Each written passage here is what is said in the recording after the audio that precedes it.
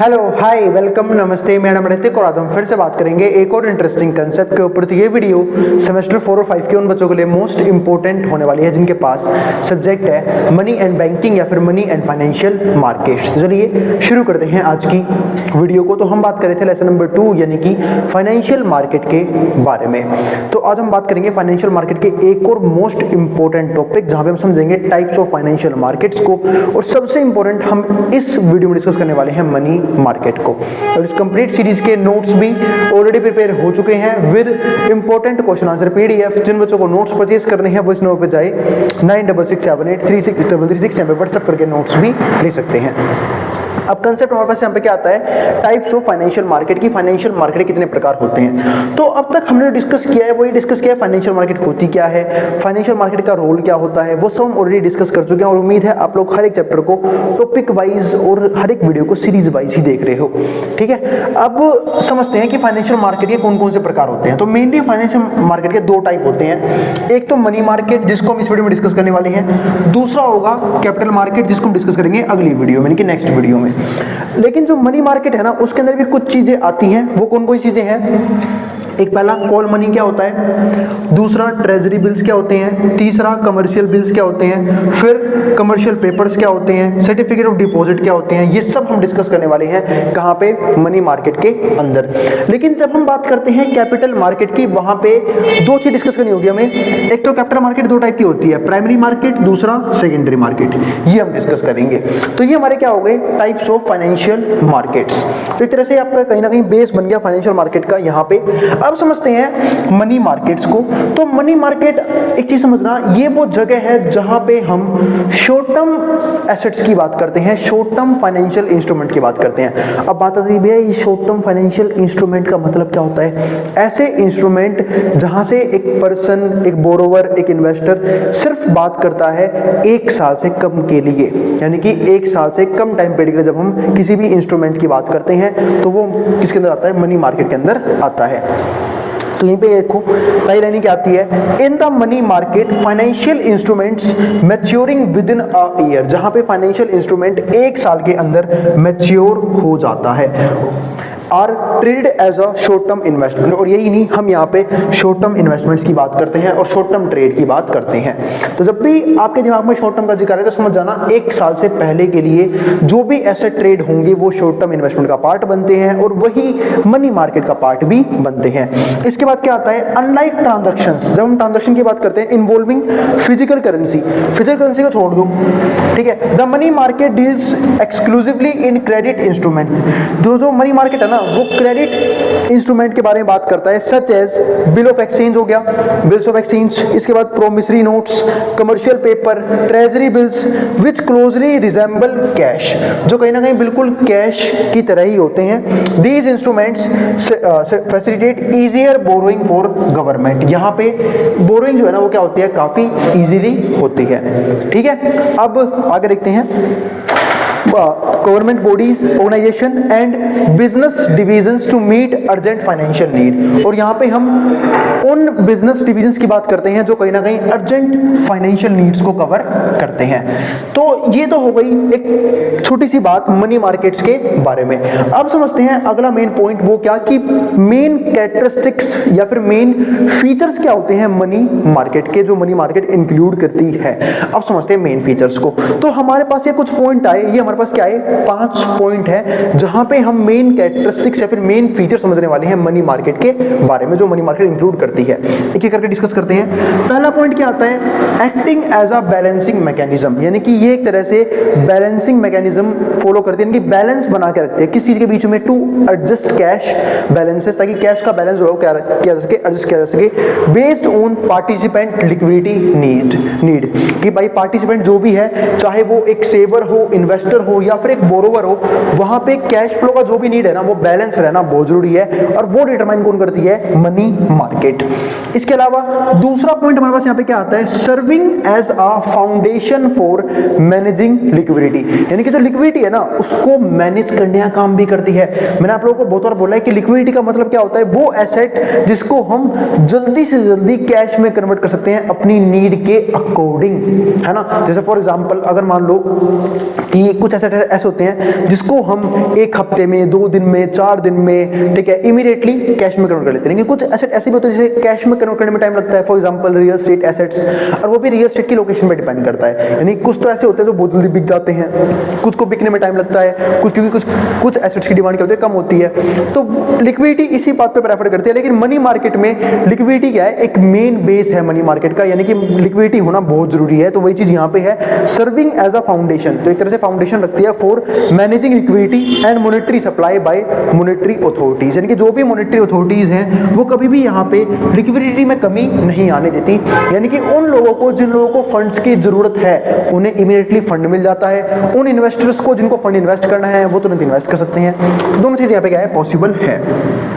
तीसरा point, offering accessible avenues for short term funding, यानी कि शॉर्ट टर्म फंडिंग के लिए एक इजी तरीका होता है, needs to be fair market rate, जो कि मिलता है एक फेयर मार्केट रेट पे। यानी कि मान लो किसी ऑर्गेनाइजेशन को, कभी गवर्नमेंट को, या फिर किसी को भी अगर शॉर्ट टर्म के लिए पैसा चाहिए, तो ये जो है ना, हम यहाँ पे मनी मार्केट से इजीली वो पैसा ले सकते हैं, वो भी एक फेयर मार्केट रेट पे, यानी कि एक रीजनेबल इंटरेस्ट रेट पे। क्योंकि इंटरेस्ट तो पे हम सबको पता है करना पड़ता है, जब भी हम कहीं से भी पैसा बोरो करते हैं, तो वो इंटरेस्ट रेट जो है वो काफी सही रहने वाला है, रीजनेबल रहने वाला है, ना ज़्यादा महंगा रहेगा, क्योंकि अगर ज़्यादा महंगा रहेगा फिर तो वही कोई फायदा नहीं है लोन लेने का, क्योंकि लोन लेना महंगा पड़ जाएगा, तो वो चीज़ यहाँ पे नहीं होती है। इसके बाद जो फोर्थ पॉइंट आता है वो क्या आता है, due to its role in facilitating monetary policy. जब हम बात करते हैं क्या चीज करने की, facilitating monetary policy, the money market holds significant importance with the financial system. तो जो मनी मार्केट है ना, वो क्या बनाता है यहाँ पे, सिग्निफिकेंस इंपोर्टेंस बनाता है विद फाइनेंशियल सिस्टम, एक फाइनेंशियल सिस्टम के अंदर एक सिग्निफिकेंट रोल प्ले करता है, ठीक है, जब मॉनेटरी पॉलिसी की बात करते हैं। और अब सबको पता है मॉनेटरी पॉलिसी को चलाता कौन है, जनरली गवर्नमेंट चलाती है, और गवर्नमेंट भी किसके थ्रू चलाती है, आरबीआई को यूज करके, क्योंकि आरबीआई जो है ना वो कंट्रोल करती है मॉनेटरी पॉलिसी को। इसके बाद फिफ्थ पॉइंट क्या आता है कि मेन प्लेयर्स कौन कौन से हैं इसके अंदर के, तो main players are the Reserve Bank of India, RBI है ना, जो भी मैंने नाम लिया भी था, मॉनेटरी पॉलिसी को हैंडल करती हैं, and discount and finance house of India, DFHI. इसके अलावा mutual funds, insurance companies, banks, corporate investors, non banking finance companies, NBFCs बोलते हैं हम इन्हें, स्टेट गवर्नमेंट, पीएफ यानी कि प्रोविडेंट फंड। आप सबको पता है ना कि जो भी प्राइवेट सेक्टर में काम कर रहे होते हैं उनका एक पीएफ कटता है, उनकी सैलरी का एक नॉमिनल अमाउंट कट जाता है, जहां पे दो तरह के कंट्रीब्यूशन होते हैं, एक उस एम्प्लॉयर कंट्रीब्यूशन, दूसरा उस एम्प्लॉयर कंट्रीब्यूशन। फिर जब वो रिटायर होगा अपने उस प्राइवेट सेक्टर से, तो उसे एक लंप सम अमाउंट क्या हो जाएगा, मिल जाएगा, जिसे वो यूज कर सकता है अपने किसी भी फ्यूचर लायबिलिटीज को प्ले करने में। इसके बाद primary dealers and security trading corporations of India, जिसको हम क्या बोलते हैं, STCI, public sector undertaking, PSU and NRI यानी कि नॉन रेसिडेंट ऑफ इंडिया। ये सब जो है ना वो क्या बनते हैं, इस मनी मार्केट के अंदर के मेन प्लेयर्स बनते हैं, ठीक है। तो बस ये हमारे हो गए मेन प्लेयर्स जो काम करते हैं मनी मार्केट के अंदर। तो हमने यहाँ पे डिस्कस की कि जो मेन फीचर्स क्या है मनी मार्केट की, तो सारे पॉइंट में डिस्कस कर लिए। मनी मार्केट होता क्या है वो हमने समझ लिया। अब कुछ और इंपॉर्टेंट चीजें समझते हैं, वो क्या, various financial instrument are traded in the money market. Most important topic है, देखो जो सारे लिखे हुए हैं ना, ये सारे क्या है, ये सारे वो इंस्ट्रूमेंट है, ये सारे वो एसेट्स हैं जो मनी मार्केट के अंदर ट्रेड किए जाते हैं, और इनको डीप में समझना बहुत जरूरी है।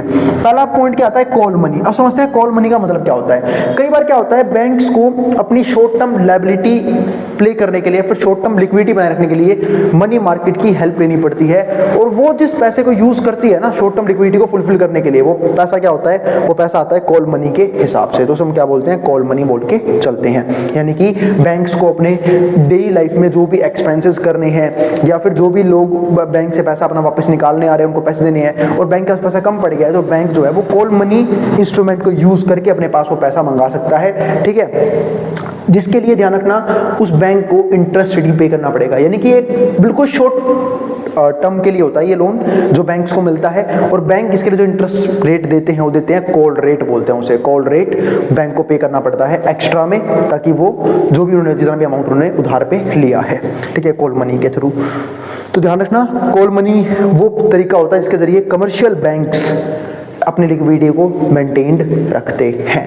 दूसरा पॉइंट हमारे पास क्या आता है, ट्रेजरी बिल।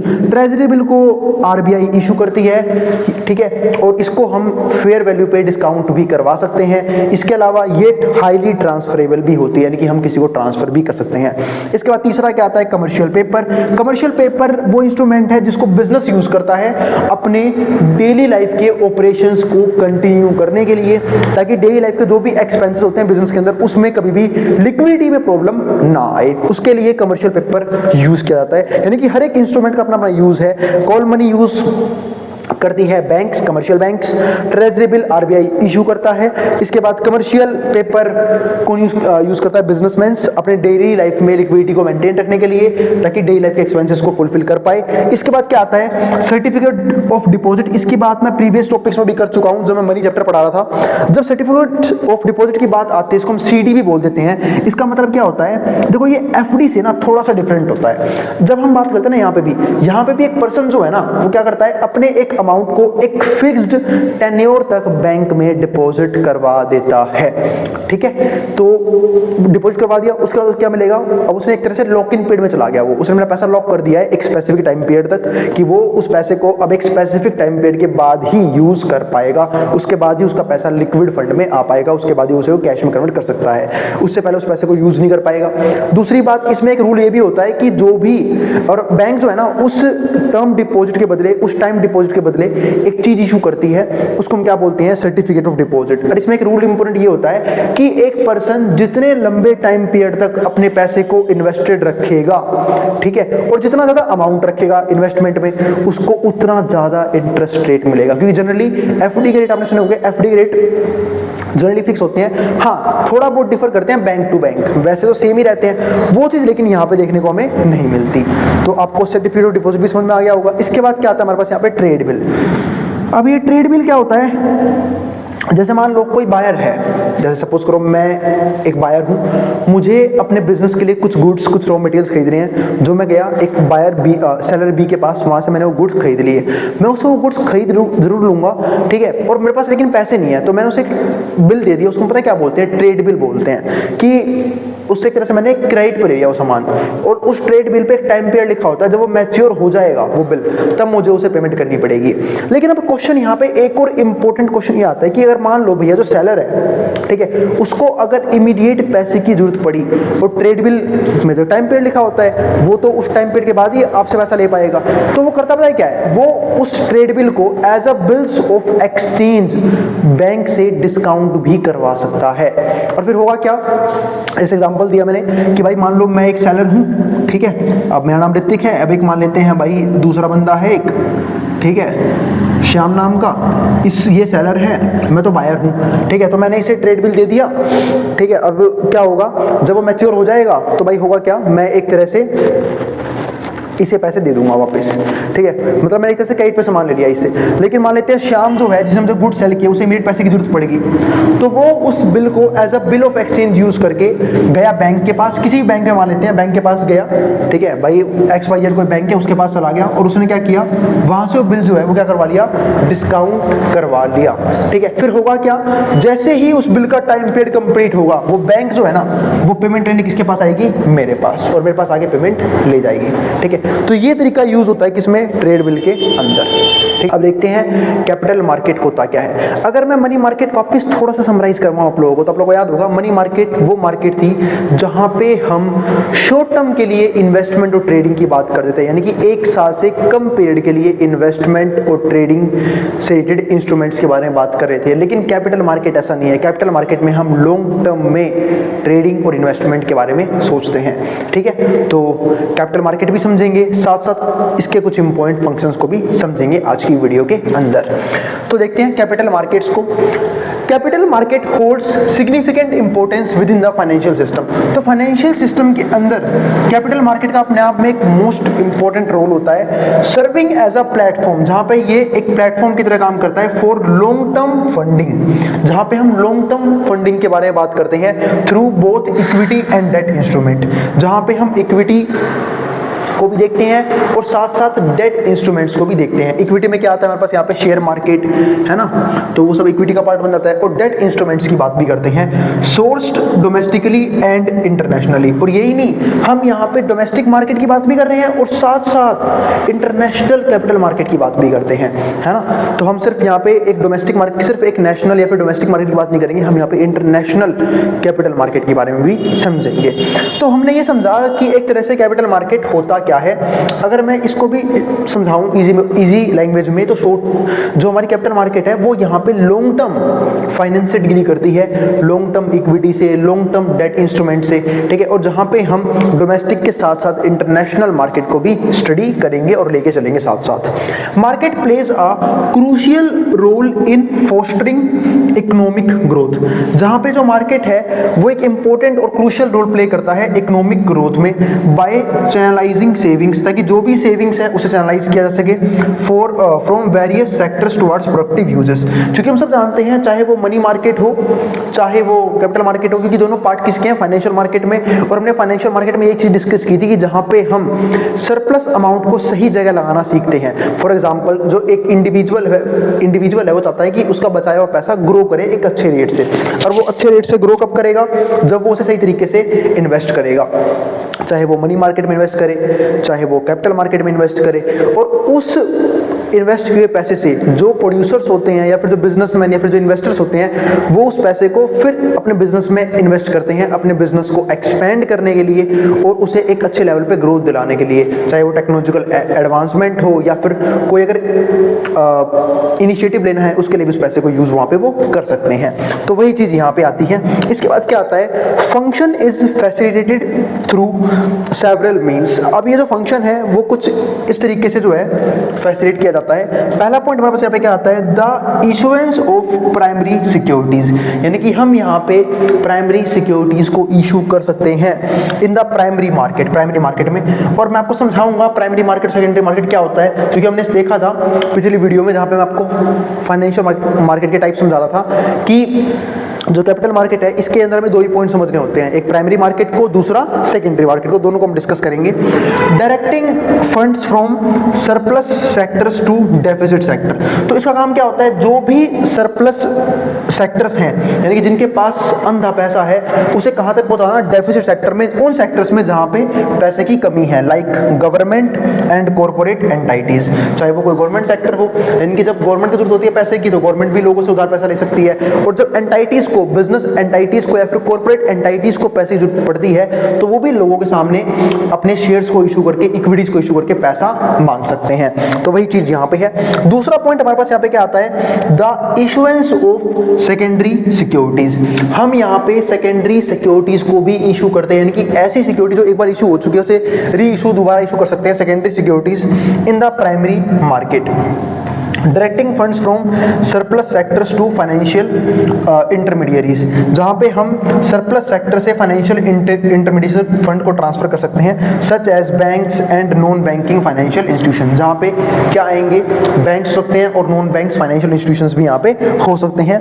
तीसरा पॉइंट हमारे पास यहां पे क्या आता है, transactions in the secondary market involving outstanding security. तो ध्यान रखना, जो भी ट्रांजैक्शंस होंगी सेकेंडरी मार्केट के अंदर वो क्या होंगी, आउटस्टैंडिंग सिक्योरिटीज को लेके होंगी, विच इनहेंस लिक्विडिटी, जो कहीं ना कहीं लिक्विडिटी को इनहेंस करती है। लिक्विडिटी इनहेंस करना बहुत जरूरी है, क्योंकि एक पर्सन चाहता है कि मैं अपना पैसा ऐसे एसेट्स में लगाऊं जिसको, जो हाई लिक्विड हो, ताकि मुझे जब जरूरत पड़े उस पैसे की, जब मुझे नीड हो तो हम उस पैसे को निकाल पाए। फॉर एग्जाम्पल, आपने देखा होगा जब भी हम एक पैसे को एफडी में रखवा देते हैं या फिर किसी ऐसे इंस्ट्रूमेंट में रखते हैं, किसी ऐसे एसेट में इन्वेस्ट करते हैं जो एक लॉक इन टाइम पीरियड के लिए होता है, तो हम कई बार पछताते भी हैं, है ना, मन में रिग्रेट भी होता है, चाहे वो मैं हूं चाहे कोई और हो, कि अरे अभी मेरे को पैसे की जरूरत है, ठीक है, मुझे कोई एसेट बाय करनी है, मुझे एक अच्छा ऑप्शन मिल रहा है, लेकिन दिक्कत क्या है, हम उस फंड को यूज नहीं कर पाएंगे। क्यों? क्योंकि वो एक लॉक इन पीरियड के अंदर है, उस टाइम से पहले वो फंड हमारे लिक्विड नहीं हो पाएगा।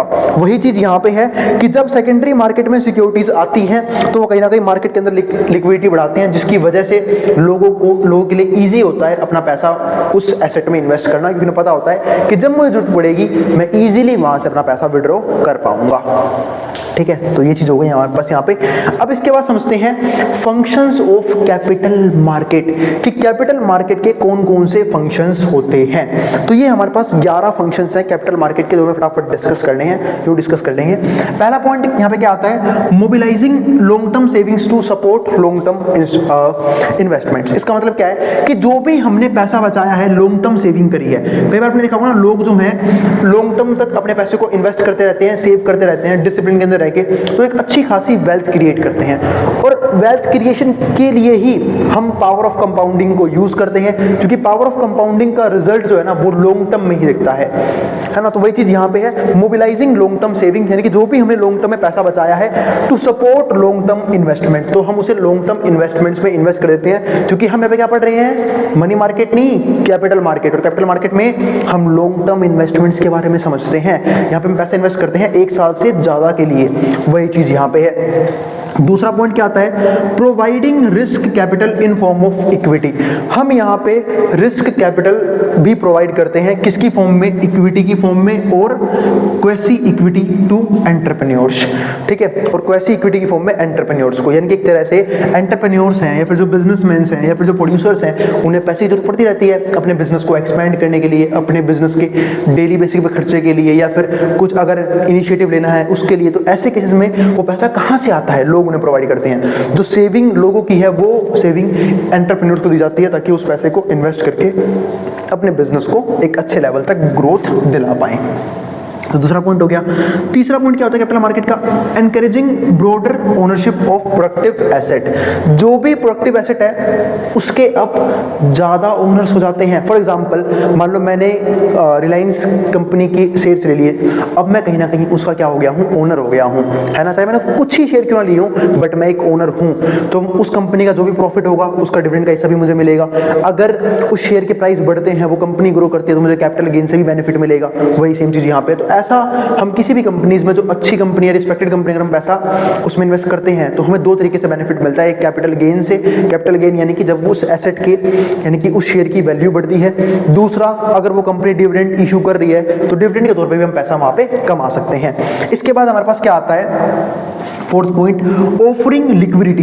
लिक्विडिटी ऑफर होती है by enabling investor to sell financial asset, यानी कि जो इन्वेस्टर्स होते हैं वो जब मर्जी अपने फाइनेंशियल एसेट को सेल कर सकते हैं। और ऐसा क्यों पॉसिबल है, क्योंकि हर टाइम स्टॉक मार्केट के अंदर या फिर कैपिटल मार्केट के अंदर खरीदार मौजूद होते हैं, जिसकी वजह से लिक्विडिटी बहुत ज़्यादा बढ़ जाती है। और लिक्विडिटी के बढ़ने की वजह से बेनिफिट किसको मिलता है, वो मिलता है जो भी वहाँ पे एसेट्स को बाय या सेल कर रहे हैं, या फिर खासकर जो इंडिविजुअल या फिर रिटेल ट्रेडर्स होते हैं या रिटेल इन्वेस्टर्स होते हैं उन्हें। इसके बाद फिफ्थ पॉइंट क्या आता है, reducing transaction and information cost. जो इंफॉर्मेशन कॉस्ट है या फिर जो ट्रांजैक्शन कॉस्ट है वो भी क्या होती है, धीरे धीरे कम हो जाती है ना। जब इजी हो जाते हैं मेथड्स या फिर पैसे को इन्वेस्ट करना, तो धीरे धीरे ट्रांजैक्शन की कॉस्ट भी कम होनी शुरू हो जाती है। और जो इंफॉर्मेशन की कॉस्ट है, तो आजकल आप देखोगे तो स्टॉक मार्केट की इंफॉर्मेशन, शेयर की इंफॉर्मेशन फ्री ऑफ कॉस्ट बढ़ रही है ना, यूट्यूब वगैरह पे। लेकिन कई बार क्या होता है, ये सब इनसाइडर ट्रेडिंग का पार्ट भी होता है, इसलिए सेबी जो है वो बहुत सारे रेगुलेशंस लगाती है ऐसी वीडियोस के ऊपर भी। इस तरह देखा होगा ना कि हमेशा एक डिस्क्लेमर आता है जब भी कोई पर्सन किसी शेयर के बारे में बताता है या फिर किसी भी स्टॉक मार्केट एसेट के बारे में बताता है कि भाई ये सब चीजें जो है ना वो इन्वेस्टमेंट के पर्पस से नहीं बताई जा रही हैं, क्योंकि किसी के कहने पे हमें इन्वेस्टमेंट नहीं करनी होती। इन्वेस्टमेंट में खुद सोच समझ के और उस पर्टिकुलर एसेट्स के फंडामेंटल्स को समझ के ही करनी होती है। क्योंकि पैसा एक सिंपल सी बात है, आपका है या मेरा है, तो उसको मैं देखूंगा क्योंकि वो मेरी हार्ड अर्न मनी है, मैं देखूंगा उसे कहाँ पे इन्वेस्ट करना है। कोई और पर्सन मुझे नहीं बताएगा कि उस पैसे को कैसे इन्वेस्ट करना है। इसलिए देखा होगा आपने कि लोगों की एनालिसिस के बाद हमें खुद भी एनालिसिस करनी चाहिए। जैसे कि अगर फॉर एग्जाम्पल मैं अगर किसी स्टॉक में इन्वेस्टमेंट करता हूँ तो मैं भी खुद भी एक तरह से उसके फंडामेंटल्स को देखता हूँ, ताकि इन्वेस्टमेंट इजी तरीके से हो पाए और ज्यादा रिस्क इन्वॉल्व ना हो। इसके बाद सिक्स्थ पॉइंट क्या आता है, enhancing the efficiency of capital allocation. हम कैपिटल एलोकेशन के अंदर एफिशिएंसी को यहाँ पे बढ़ा सकते हैं through competitive price mechanism, competitive price mechanism के जरिए।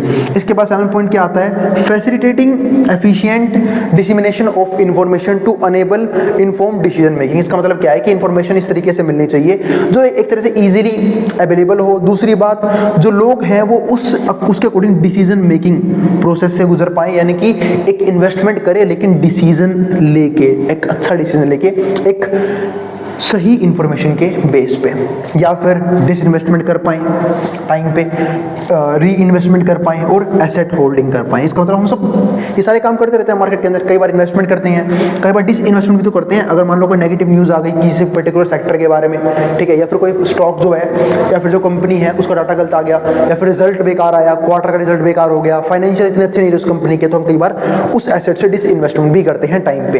क्योंकि जितना जरूरी होता है इन्वेस्टमेंट करना, उतना ही जरूरी होता है उस इन्वेस्टमेंट से टाइम पे अपना प्रॉफिट बुक कर लेना। तो उसके लिए हम क्या करते हैं, डिसइन्वेस्टमेंट करते हैं। री इन्वेस्टमेंट भी करते हैं कई बार कि आपने देखा कि फ्यूचर में प्राइस गिरेंगे तो आपने अभी अपना प्रॉफिट बुक कर लिया कि जब फ्यूचर प्राइस नीचे आएंगे तो मैं वापस री इन्वेस्ट कर दूंगा, तो री इन्वेस्ट भी करते हैं।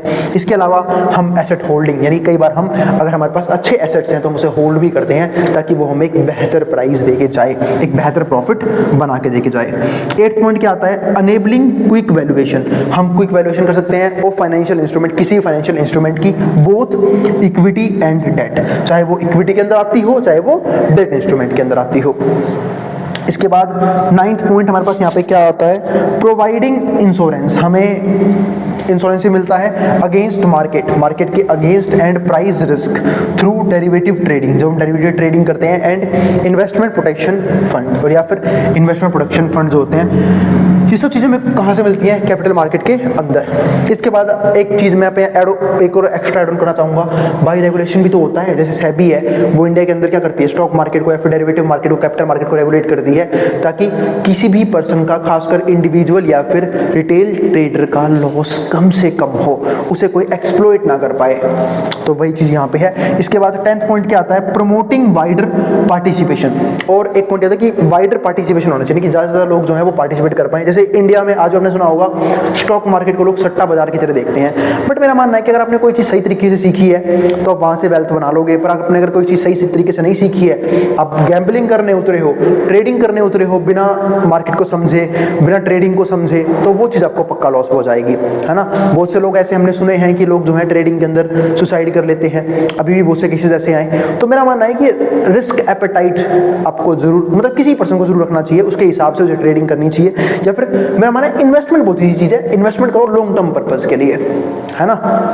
तो वही चीज़ है, क्योंकि अगर आप देखोगे टॉप की इकोनॉमीज को, जैसे यूएसए की जब हम बात करते हैं तो यूएसए में 90% ट्रेडर हैं। इंडिया में अब ट्रेडर्स बढ़ गए हैं क्योंकि कोविड के बाद से ना चीज़ें ऑनलाइन शिफ्ट हुई हैं, इन्फॉर्मेशन मिलने लग गई है ऑनलाइन, तो अभी भी शिफ्ट हुए हैं। लेकिन बहुत से लोग अभी भी गैम्बल करते हैं। खासकर मैंने बहुत से स्टूडेंट्स देखे हैं जो इन चीज़ों में क्या होते हैं, घुस जाते हैं बचपन से ही, मतलब थोड़े बड़े हुए नहीं, ट्रेडिंग करना सीख गए, कभी पेरेंट्स के पैसे डुबा दिए, कभी किसी और के पैसे डुबा दिए, कभी लोन लेके पैसे डुबा दिया। तो वो सब चीज़ें खतरनाक साबित होती हैं क्योंकि उन्हें पता नहीं होता कि ट्रेडिंग या फिर इन्वेस्टमेंट किस तरीके से की जाती है। तो वही चीज़ यहाँ पे है। तो promoting wider participation by increasing networking, यानी कि नेटवर्किंग के जरिए, नेटवर्किंग इंस्टीट्यूशंस के जरिए वाइडर पार्टिसिपेशन होता है एंड इंडिविजुअल इन्वॉल्वमेंट के जरिए। इसके बाद 11 पॉइंट क्या आता है, ensuring operational efficiency. Operational efficiency भी एंश्योर की जाती है थ्रू सिंप्लीफाइड ट्रांजैक्शन, की जो ट्रांजैक्शन है उसे सिंप्लीफाइड कैसे किया जाए, प्रोसीजर्स बहुत सिंपल हो, रिड्यूस्ड सेटलमेंट जो टाइम है वो रिड्यूस हो, यानी कि जल्दी से जल्दी हमने जो भी ट्रांजैक्शन किया वो सेटल हो जाए, एंड लोअर ट्रांजैक्शन कोस्ट, और साथ साथ जो भी ट्रांजैक्शन कॉस्ट आई है वो कम से कम आनी चाहिए, तभी लोग जो है वो इजीली ट्रांजैक्शंस कर पाएंगे कैपिटल मार्केट के अंदर। तो यहाँ पे हमने कुछ चीज़ समझी कैपिटल मार्केट के अंदर कि कैपिटल मार्केट होती क्या है, उसके मेजर 3 पॉइंट्स, फिर हमने क्या समझे उसके 11 फंक्शंस। अब हम शुरू कर रहे हैं प्राइमरी मार्केट। अगर हम बात करते हैं प्राइमरी मार्केट की, तो हम सब जानते हैं कि कैपिटल मार्केट एक तरह से जो भी बिजनेसमैन है, फिर जो भी प्रोड्यूसर्स हैं, उन्हें फंड रेज करने में हेल्प करती है ना। अगर मान लो किसी भी बिजनेसमैन को अपना बिजनेस एक्सपेंड करना है, या फिर अपने बिजनेस में नई टेक्नोलॉजी लॉन्च करनी है, या फिर किसी भी तरीके के लिए, किसी भी चीज़ के लिए पैसा चाहिए, तो वो फंड रेज करने का एक ऑप्शन पब्लिक भी होती है, यानी कि वो पब्लिक को अपनी इक्विटीज देके उनसे पैसा ले सकते हैं। और हमने सबने देखा है कि बहुत सी मेजर कंपनीज हैं जिनको हम जानते हैं, जो टॉप की कंपनी है, चाहे वो रिलायंस इंडस्ट्रीज हो, चाहे वो टाटा की कंपनीज हो, चाहे वो अडानी की कंपनीज हो, चाहे वो कोई और भी कंपनी हो, वो सब अगर आप लोग वो कंपनी अच्छे लेवल पर परफॉर्म कर रही है तो आपको स्टॉक मार्केट में लिस्टेड जरूर दिखाई देगी, जिनके जरिए वो अपनी इक्विटीज को सेल करके लोगों से फंड रेज करते हैं। और लोगों को बेनिफिट क्या मिलता है, जब वो कंपनी ग्रो करती है, उस कंपनी के शेयर प्राइस ग्रो करते हैं, तो लोगों को क्या मिलते हैं, ज़्यादा पैसा मिल जाता है कैपिटल गेन की थ्रू, है ना, यानी कि शेयर के प्राइस के बढ़ने की वजह से उन्हें ज़्यादा प्रॉफिट देखने को मिल जाता है। और साथ साथ अगर कंपनी प्रॉफिट का हिस्सा दे रही है तो उन्हें डिविडेंड भी मिलता है। तो ये सब क्या होते हैं बेनिफिट, जब एक पर्सन क्या करता है अपने एडिशनल फंड को, सरप्लस अमाउंट को इक्विटीज के बदले या फिर इक्विटीज में इन्वेस्ट कर देता है, और जो कंपनीज हैं उन्हें पैसा मिल जाता है ताकि वो अपने बिजनेस को एक्सपेंड कर पाएं। तो कैपिटल मार्केट में, प्राइमरी मार्केट में यही चीज की जाती है। आप लोगों ने देखा होगा जब भी कोई कंपनी सबसे पहले जब पब्लिक से पैसा मंगाती है तो उसके लिए उसे काम करना होता है, वो क्या, आईपीओ लॉन्च करना होता है। आईपीओ का मतलब क्या होता है, इनिशियल पब्लिक ऑफरिंग। इस बात का मतलब ये है कि जब भी किसी कंपनी को अपने आप को स्टॉक मार्केट में लेके आना है तो वो अपना आईपीओ लेके आती है। आपने आजकल देखा होगा, आजकल स्टार्टअप का चलन चला हुआ है ना, तो स्टार्टअप्स में जो बहुत सारे स्टार्टअप्स जो अच्छे हैं वो अपना आईपीओ लेके आते हैं स्टॉक मार्केट के अंदर। बाद में हमें देखने को भी मिलता है कई बार वो कुछ स्टार्टअप्स फेल हो जाते हैं, कुछ अच्छा परफॉर्म कर जाते हैं, है ना। आजकल आपने ऐसे बहुत से स्टार्टअप्स सुने होंगे।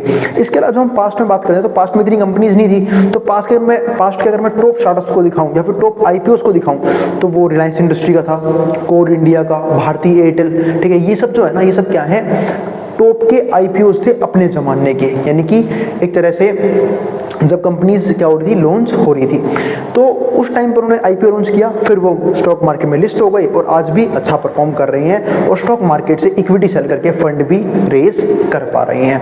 तो जब भी कोई भी कंपनी या फिर कोई भी प्रोड्यूसर, कोई businessman first time fund raise करता है तो वो प्राइमरी मार्केट के जरिए ही करता है। तो कैपिटल मार्केट के अंदर दो तरह के मार्केट्स मैंने आपको बताए, पहला प्राइमरी मार्केट, फिर क्या होता है सेकेंडरी मार्केट, ठीक है। तो प्राइमरी मार्केट वही है जहां पे स्टार्टिंग में फंड रेज किया जाता है। अब पढ़ते हैं इस चीज को।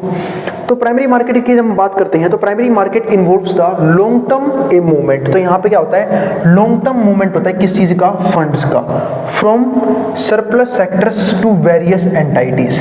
जिनके पास सरप्लस सेक्टर है, जहां पे सरप्लस में अमाउंट है, वहां से दूसरी एंटाइटीज के अंदर, इंक्लूडिंग गवर्नमेंट और कॉर्पोरेट सेक्टर, जिसमें हमारा गवर्नमेंट सेक्टर भी इंक्लूड होता है और कॉर्पोरेट सेक्टर भी इंक्लूड होता है। फॉर एग्जांपल बैंक्स आ गए and non bank financial intermediaries, और साथ साथ नॉन बैंक फाइनेंशियल इंटरमीडियरीज भी होती हैं इसका पार्ट। अब इसमें क्या आता है हमारे पास यहाँ पे, थ्रू प्राइमरी इशुएंस। जब हम प्राइमरी इशुएंस की बात करते हैं, यानी जब हम स्टार्टिंग में बात करते हैं तो corporate sector initiate capital formation. तो कॉर्पोरेट सेक्टर जो है वो कैपिटल फॉर्मेशन करने की कोशिश करता है, कि और एडिशनल कैपिटल मार्केट में लाने की कोशिश करता है ताकि जिसके जरिए वो अपने बिजनेस को बढ़ा सके। Which entails the creation of net fixed asset, जिसके जरिए वो लोग नेट फिक्स्ड एसेट्स को क्रिएट करते हैं। एंड इंक्रीमेंटल चेंजेस भी आते हैं। इंक्रीमेंटल चेंजेस का मतलब क्या है कि कुछ ना कुछ इंक्रीमेंटल चेंजेस किए जाते हैं इन्वेंटरीज के अंदर। हम सब जानते हैं कि बिजनेस प्रोडक्शन करता है, प्रोडक्शन करने के लिए रॉ मटेरियल की जरूरत पड़ती है, यानी कि इन्वेंटरीज की जरूरत पड़ती है, और वो सब किसके जरिए आता है, पैसे के जरिए। तो जितना ज़्यादा पैसा होगा उतना ज़्यादा इन्वेंटरी और रॉ मटेरियल इकट्ठा करके उतना ही बड़े लेवल पे प्रोडक्शन को बढ़ाया जा सकता है। तो वही चीज़ यहाँ पे है। तो this capital formation function empowers companies to utilise proceeds from primary issuance to enhance productive capacities. इसके जरिए जो है ना वो अपनी प्रोडक्टिव कैपेसिटीज को बढ़ा पाते हैं, यानी कि ज़्यादा प्रोडक्शन कर पाते हैं, अपनी कैपेसिटी फुल और एफिशिएंट वे से यूज कर पाते हैं। इसके बाद इंप्रूव एफिशिएंसी, एफिशिएंसी में भी इंप्रूवमेंट आता है। भाई जब नई टेक्नोलॉजी आएगी, पहले हो सकता है कोई कंपनी आउटडेटेड टेक्नोलॉजी यूज कर रही हो तो उस टाइम पे एफिशिएंसी क्या होती होगी, गिर जाती होगी।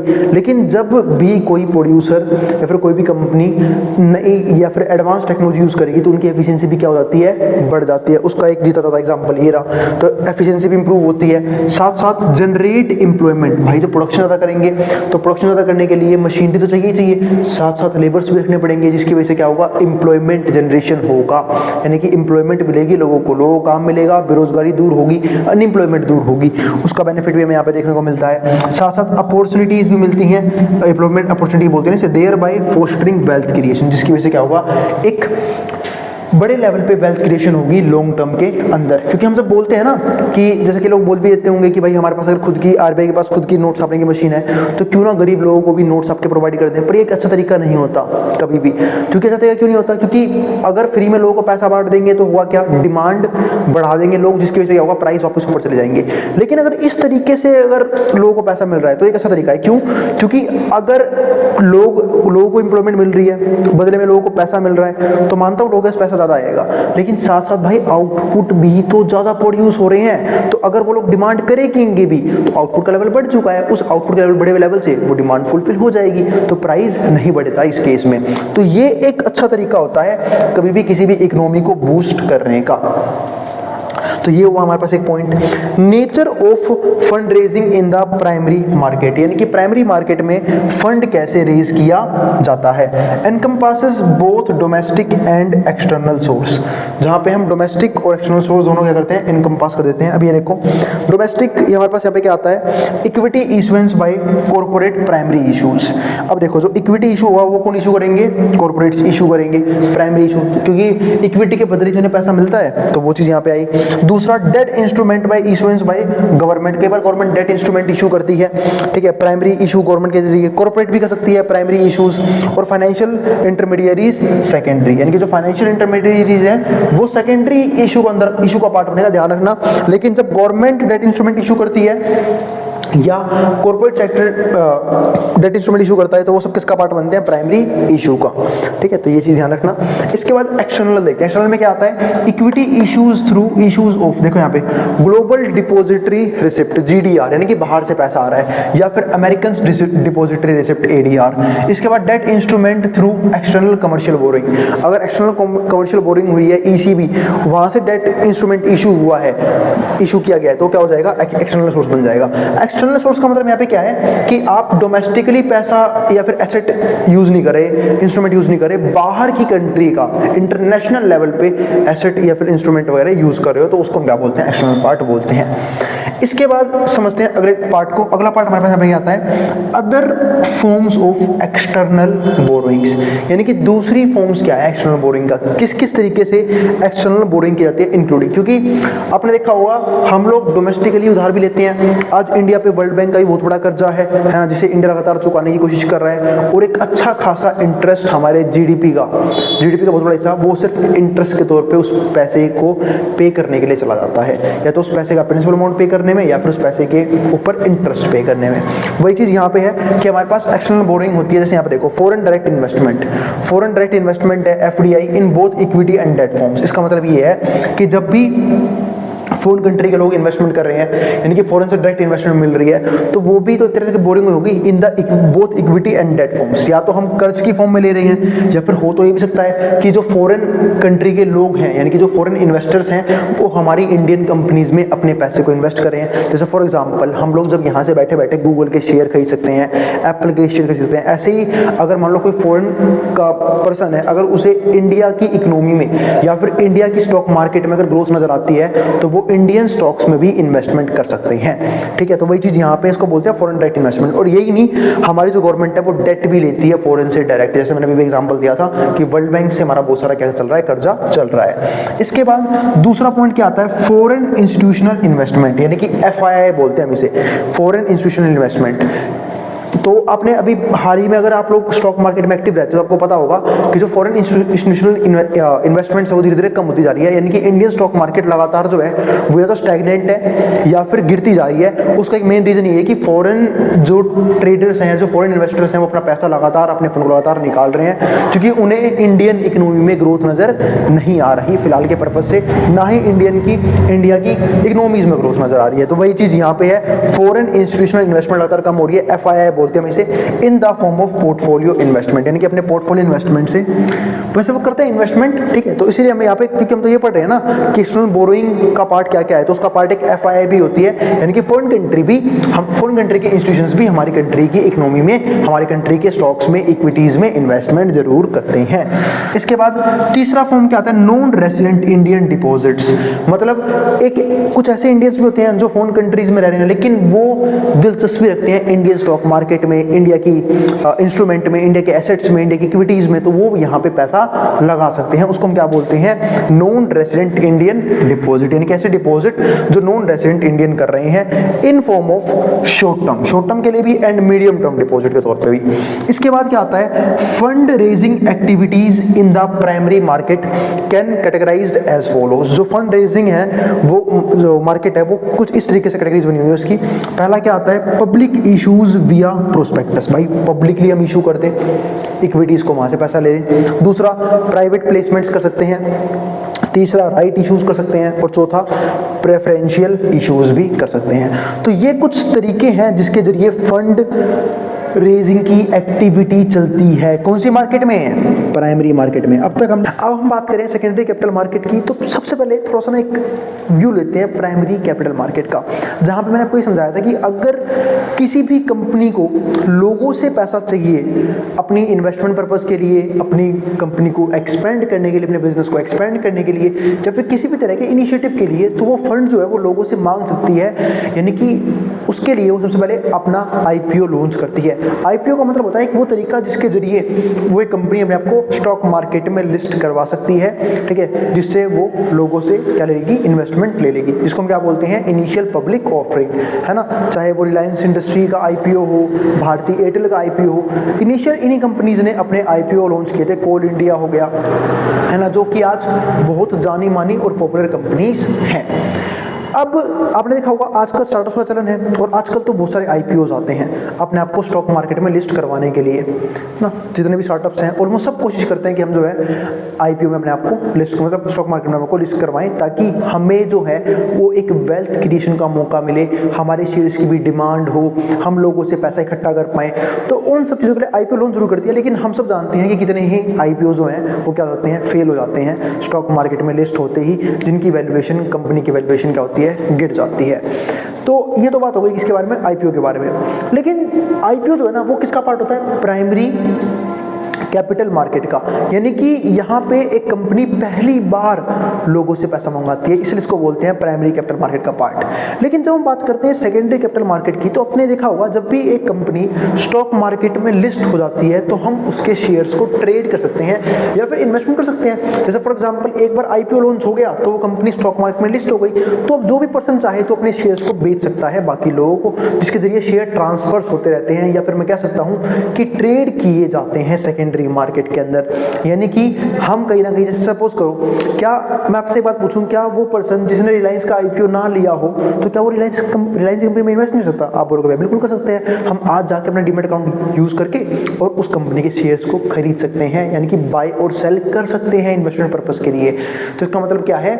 ये होता है सेकेंडरी मार्केट में डील करना, कि एक बार जो कंपनी लिस्ट हो रखी है हम उसमें ही इन्वेस्टमेंट कर रहे हैं। तो वही चीज यहाँ पे है। अब देखते हैं यहाँ पे, तो secondary market is where outstanding securities are traded, यानी कि जहाँ पे आउटस्टैंडिंग सिक्योरिटी जो है क्या की जाती है? ट्रेड की जाती है। यानी कि वो कंपनीज, वो एसेट्स, वो इंस्ट्रूमेंट जो ऑलरेडी मार्केट में लाए जा चुके हैं, हम उसको ट्रेड कर सकते हैं और उसमें साथ साथ इन्वेस्टमेंट भी कर सकते हैं। इक्विटी हो सकता है, equity instrument being perpetual funds and traded continuously, while debt instrument with defined maturity, और जो डेट इंस्ट्रूमेंट होते हैं उसको हम मैच्योरिटी पीरियड के अंदर are traded in the secondary market. ये सब सेकेंडरी मार्केट में ट्रेड होते हैं, यानी कि बॉन्ड्स को, डेट इंस्ट्रूमेंट को भी हम ट्रेड कर सकते हैं। इसलिए आपने देखा होगा कि इनकी वैल्यूएशन लगातार चेंज होती रहती है। इसके बाद अंटिल मैच्योरिटी तक कर सकते हैं चीज। Unlike primary issues in the primary market, जब हम बात करते हैं प्राइमरी इशू का, वो भी किसमें? प्राइमरी मार्केट में, which lead to capital formation. तो उस टाइम पे तो कैपिटल फॉर्मेशन होती है किसकी? कंपनी की। तो इसका मतलब ये होता है, इसको बोलते हैं कैपिटल फॉर्मेशन किसकी? कंपनी के लिए। क्योंकि इस टाइम पे क्या होता है, जब भी कोई भी कंपनी पहली बार अपना आईपीओ लॉन्च करती है तो वो अपने शेयर्स ट्रांसफर कर देती है लोगों को और पैसा उठा लेती है लोगों से। उसके बाद तो उसके शेयर सिर्फ क्या होते हैं? लगातार ट्रेड किए जाते हैं। लेकिन इससे एक बेनिफिट भी होता है कंपनी को सेकेंडरी मार्केट में भी। वो क्या? कि उनकी जो वेल्थ है ना वो लॉन्ग टर्म में क्रिएट होती है। क्योंकि जैसे सपोज करो रिलायंस इंडस्ट्री ने एक बार अपनी कंपनी के लिए आईपीओ लॉन्च कर दिया, लोगों से पैसा ले लिया, लेकिन उस कंपनी के शेयर जो है ना वो लगातार क्या होंगे? डिमांड में रहेंगे, तो उसकी वैल्यू बढ़ती रहेगी। और जैसे जैसे शेयर की वैल्यू बढ़ेगी, लोगों की जो जिन्होंने इन्वेस्टमेंट कर रखी है उनकी पर्सनल वेल्थ तो बढ़ेगी, कंपनी की वैल्यूएशन भी बढ़ती है। तो वही चीज यहाँ पे है। तो कैपिटल फॉर्मेशन होता है। जो secondary market primarily facilitates liquidity, और सेकेंडरी मार्केट है वो कहीं ना कहीं लिक्विडिटी क्रिएट करती है मार्केट के अंदर। बात भाई ये कैसे? अरे मान लो मैंने किसी कंपनी का आईपीओ लिया हो, इसका मतलब मैंने उस कंपनी के इनिशियल शेयर्स लिए हैं जब उस कंपनी ने अपने आप को मार्केट में लोन्स या फिर रजिस्टर करवाया था, तो मैंने उसके शेयर खरीद लिए, लेकिन अब मुझे उस पैसे को निकालना है, तो भाई उस शेयर को खरीदने वाले लोग भी तो होने चाहिए, और वो कहाँ मिलेंगे मुझे? सेकेंडरी मार्केट के अंदर। ठीक है, तो वही चीज़ है कि जो मेन फोकस होता है सेकेंडरी मार्केट है वो क्या होता है? लिक्विडिटी प्रोवाइड करना and marketability of existing debt, और जो भी एग्जिस्टिंग डेट है और जो एसेट है उनकी मार्केटिंग की जाती है, और एंड इक्विटी इंस्ट्रूमेंट की, मतलब जो भी एग्जिस्टिंग डेट और इक्विटी इंस्ट्रूमेंट है उसकी मार्केटिंग भी इसके जरिए होती है। हम उसको खरीद और बेच सकते हैं एक बड़े लेवल पे, चाहे कोई फाइनेंशियल इंस्टीट्यूशन खरीदना चाहे, चाहे कोई इंडिविजुअल रिटेलर बायर खरीदना चाहे, या फिर मैं कह सकता हूँ कि जो फॉरेन कंट्रीज़ हैं वहाँ के जो इंडिविजुअल्स हैं वो भी उन कंपनीज़ के शेयर्स को इन्वेस्टमेंट पर्पज से खरीद या बेच सकते हैं, मतलब खरीद सकते हैं, क्योंकि बेचते तो ट्रेडिंग का काम हो जाता है, खरीद सकते हैं, है ना। सिर्फ किस चीज़ के लिए? अपनी वेल्थ को बढ़ाने के लिए। तो वही चीज़ यहाँ पे है। तो ये पॉइंट उम्मीद है आपको समझ में आ गया होगा, सेकेंडरी मार्केट किस तरीके से काम करती है। इसके बाद अगला पॉइंट क्या आता है? कंट्रीब्यूशन टू इकोनॉमिक ग्रोथ, यानी कि इकोनॉमिक ग्रोथ में किस तरीके से कंट्रीब्यूशन क्रिएट करती है, तो वो समझते हैं, क्योंकि इकोनॉमिक ग्रोथ भी होती है इसकी वजह से। Secondary market plays a vital role in economic growth, तो इकोनॉमिक ग्रोथ में बहुत इंपॉर्टेंट रोल है किसका? सेकेंडरी मार्केट का भी, by redirecting funds to the most efficient channels through the process of disinvestment and reinvestment. इसका मतलब fund को चैनलाइज करने का काम करती है सेकेंडरी मार्केट, यानी कि जिन ऑर्गेनाइजेशंस को, जिन कंपनीज को फंड की जरूरत है, फंड मिल जाता है किसके जरिए? सेकेंडरी मार्केट के जरिए, यानी कि री इन्वेस्टमेंट करके या डिसइन्वेस्टमेंट करके। जैसे फॉर एग्जांपल कई बार क्या होता है, हम सब जो है, अगर खासकर आप स्टॉक मार्केट में एसेट्स में डील करते हो या फिर उनके एसेट खरीदते हो, तो हम उसमें या तो री इन्वेस्टमेंट करते हैं और कई बार डिसइन्वेस्टमेंट भी करते हैं। जैसे सपोज करो कि मैंने कोई कंपनी के शेयर खरीदे, मुझे लग रहा है कि अब उस कंपनी के शेयर इससे ज़्यादा तो नहीं बढ़ सकते हैं, फिलहाल तो नहीं बढ़ सकते हैं, तो मैं उस कंपनी के शेयर्स के अंदर अपना प्रॉफिट बुक कर सकता हूँ, प्रॉफिट बुक कर लूँगा।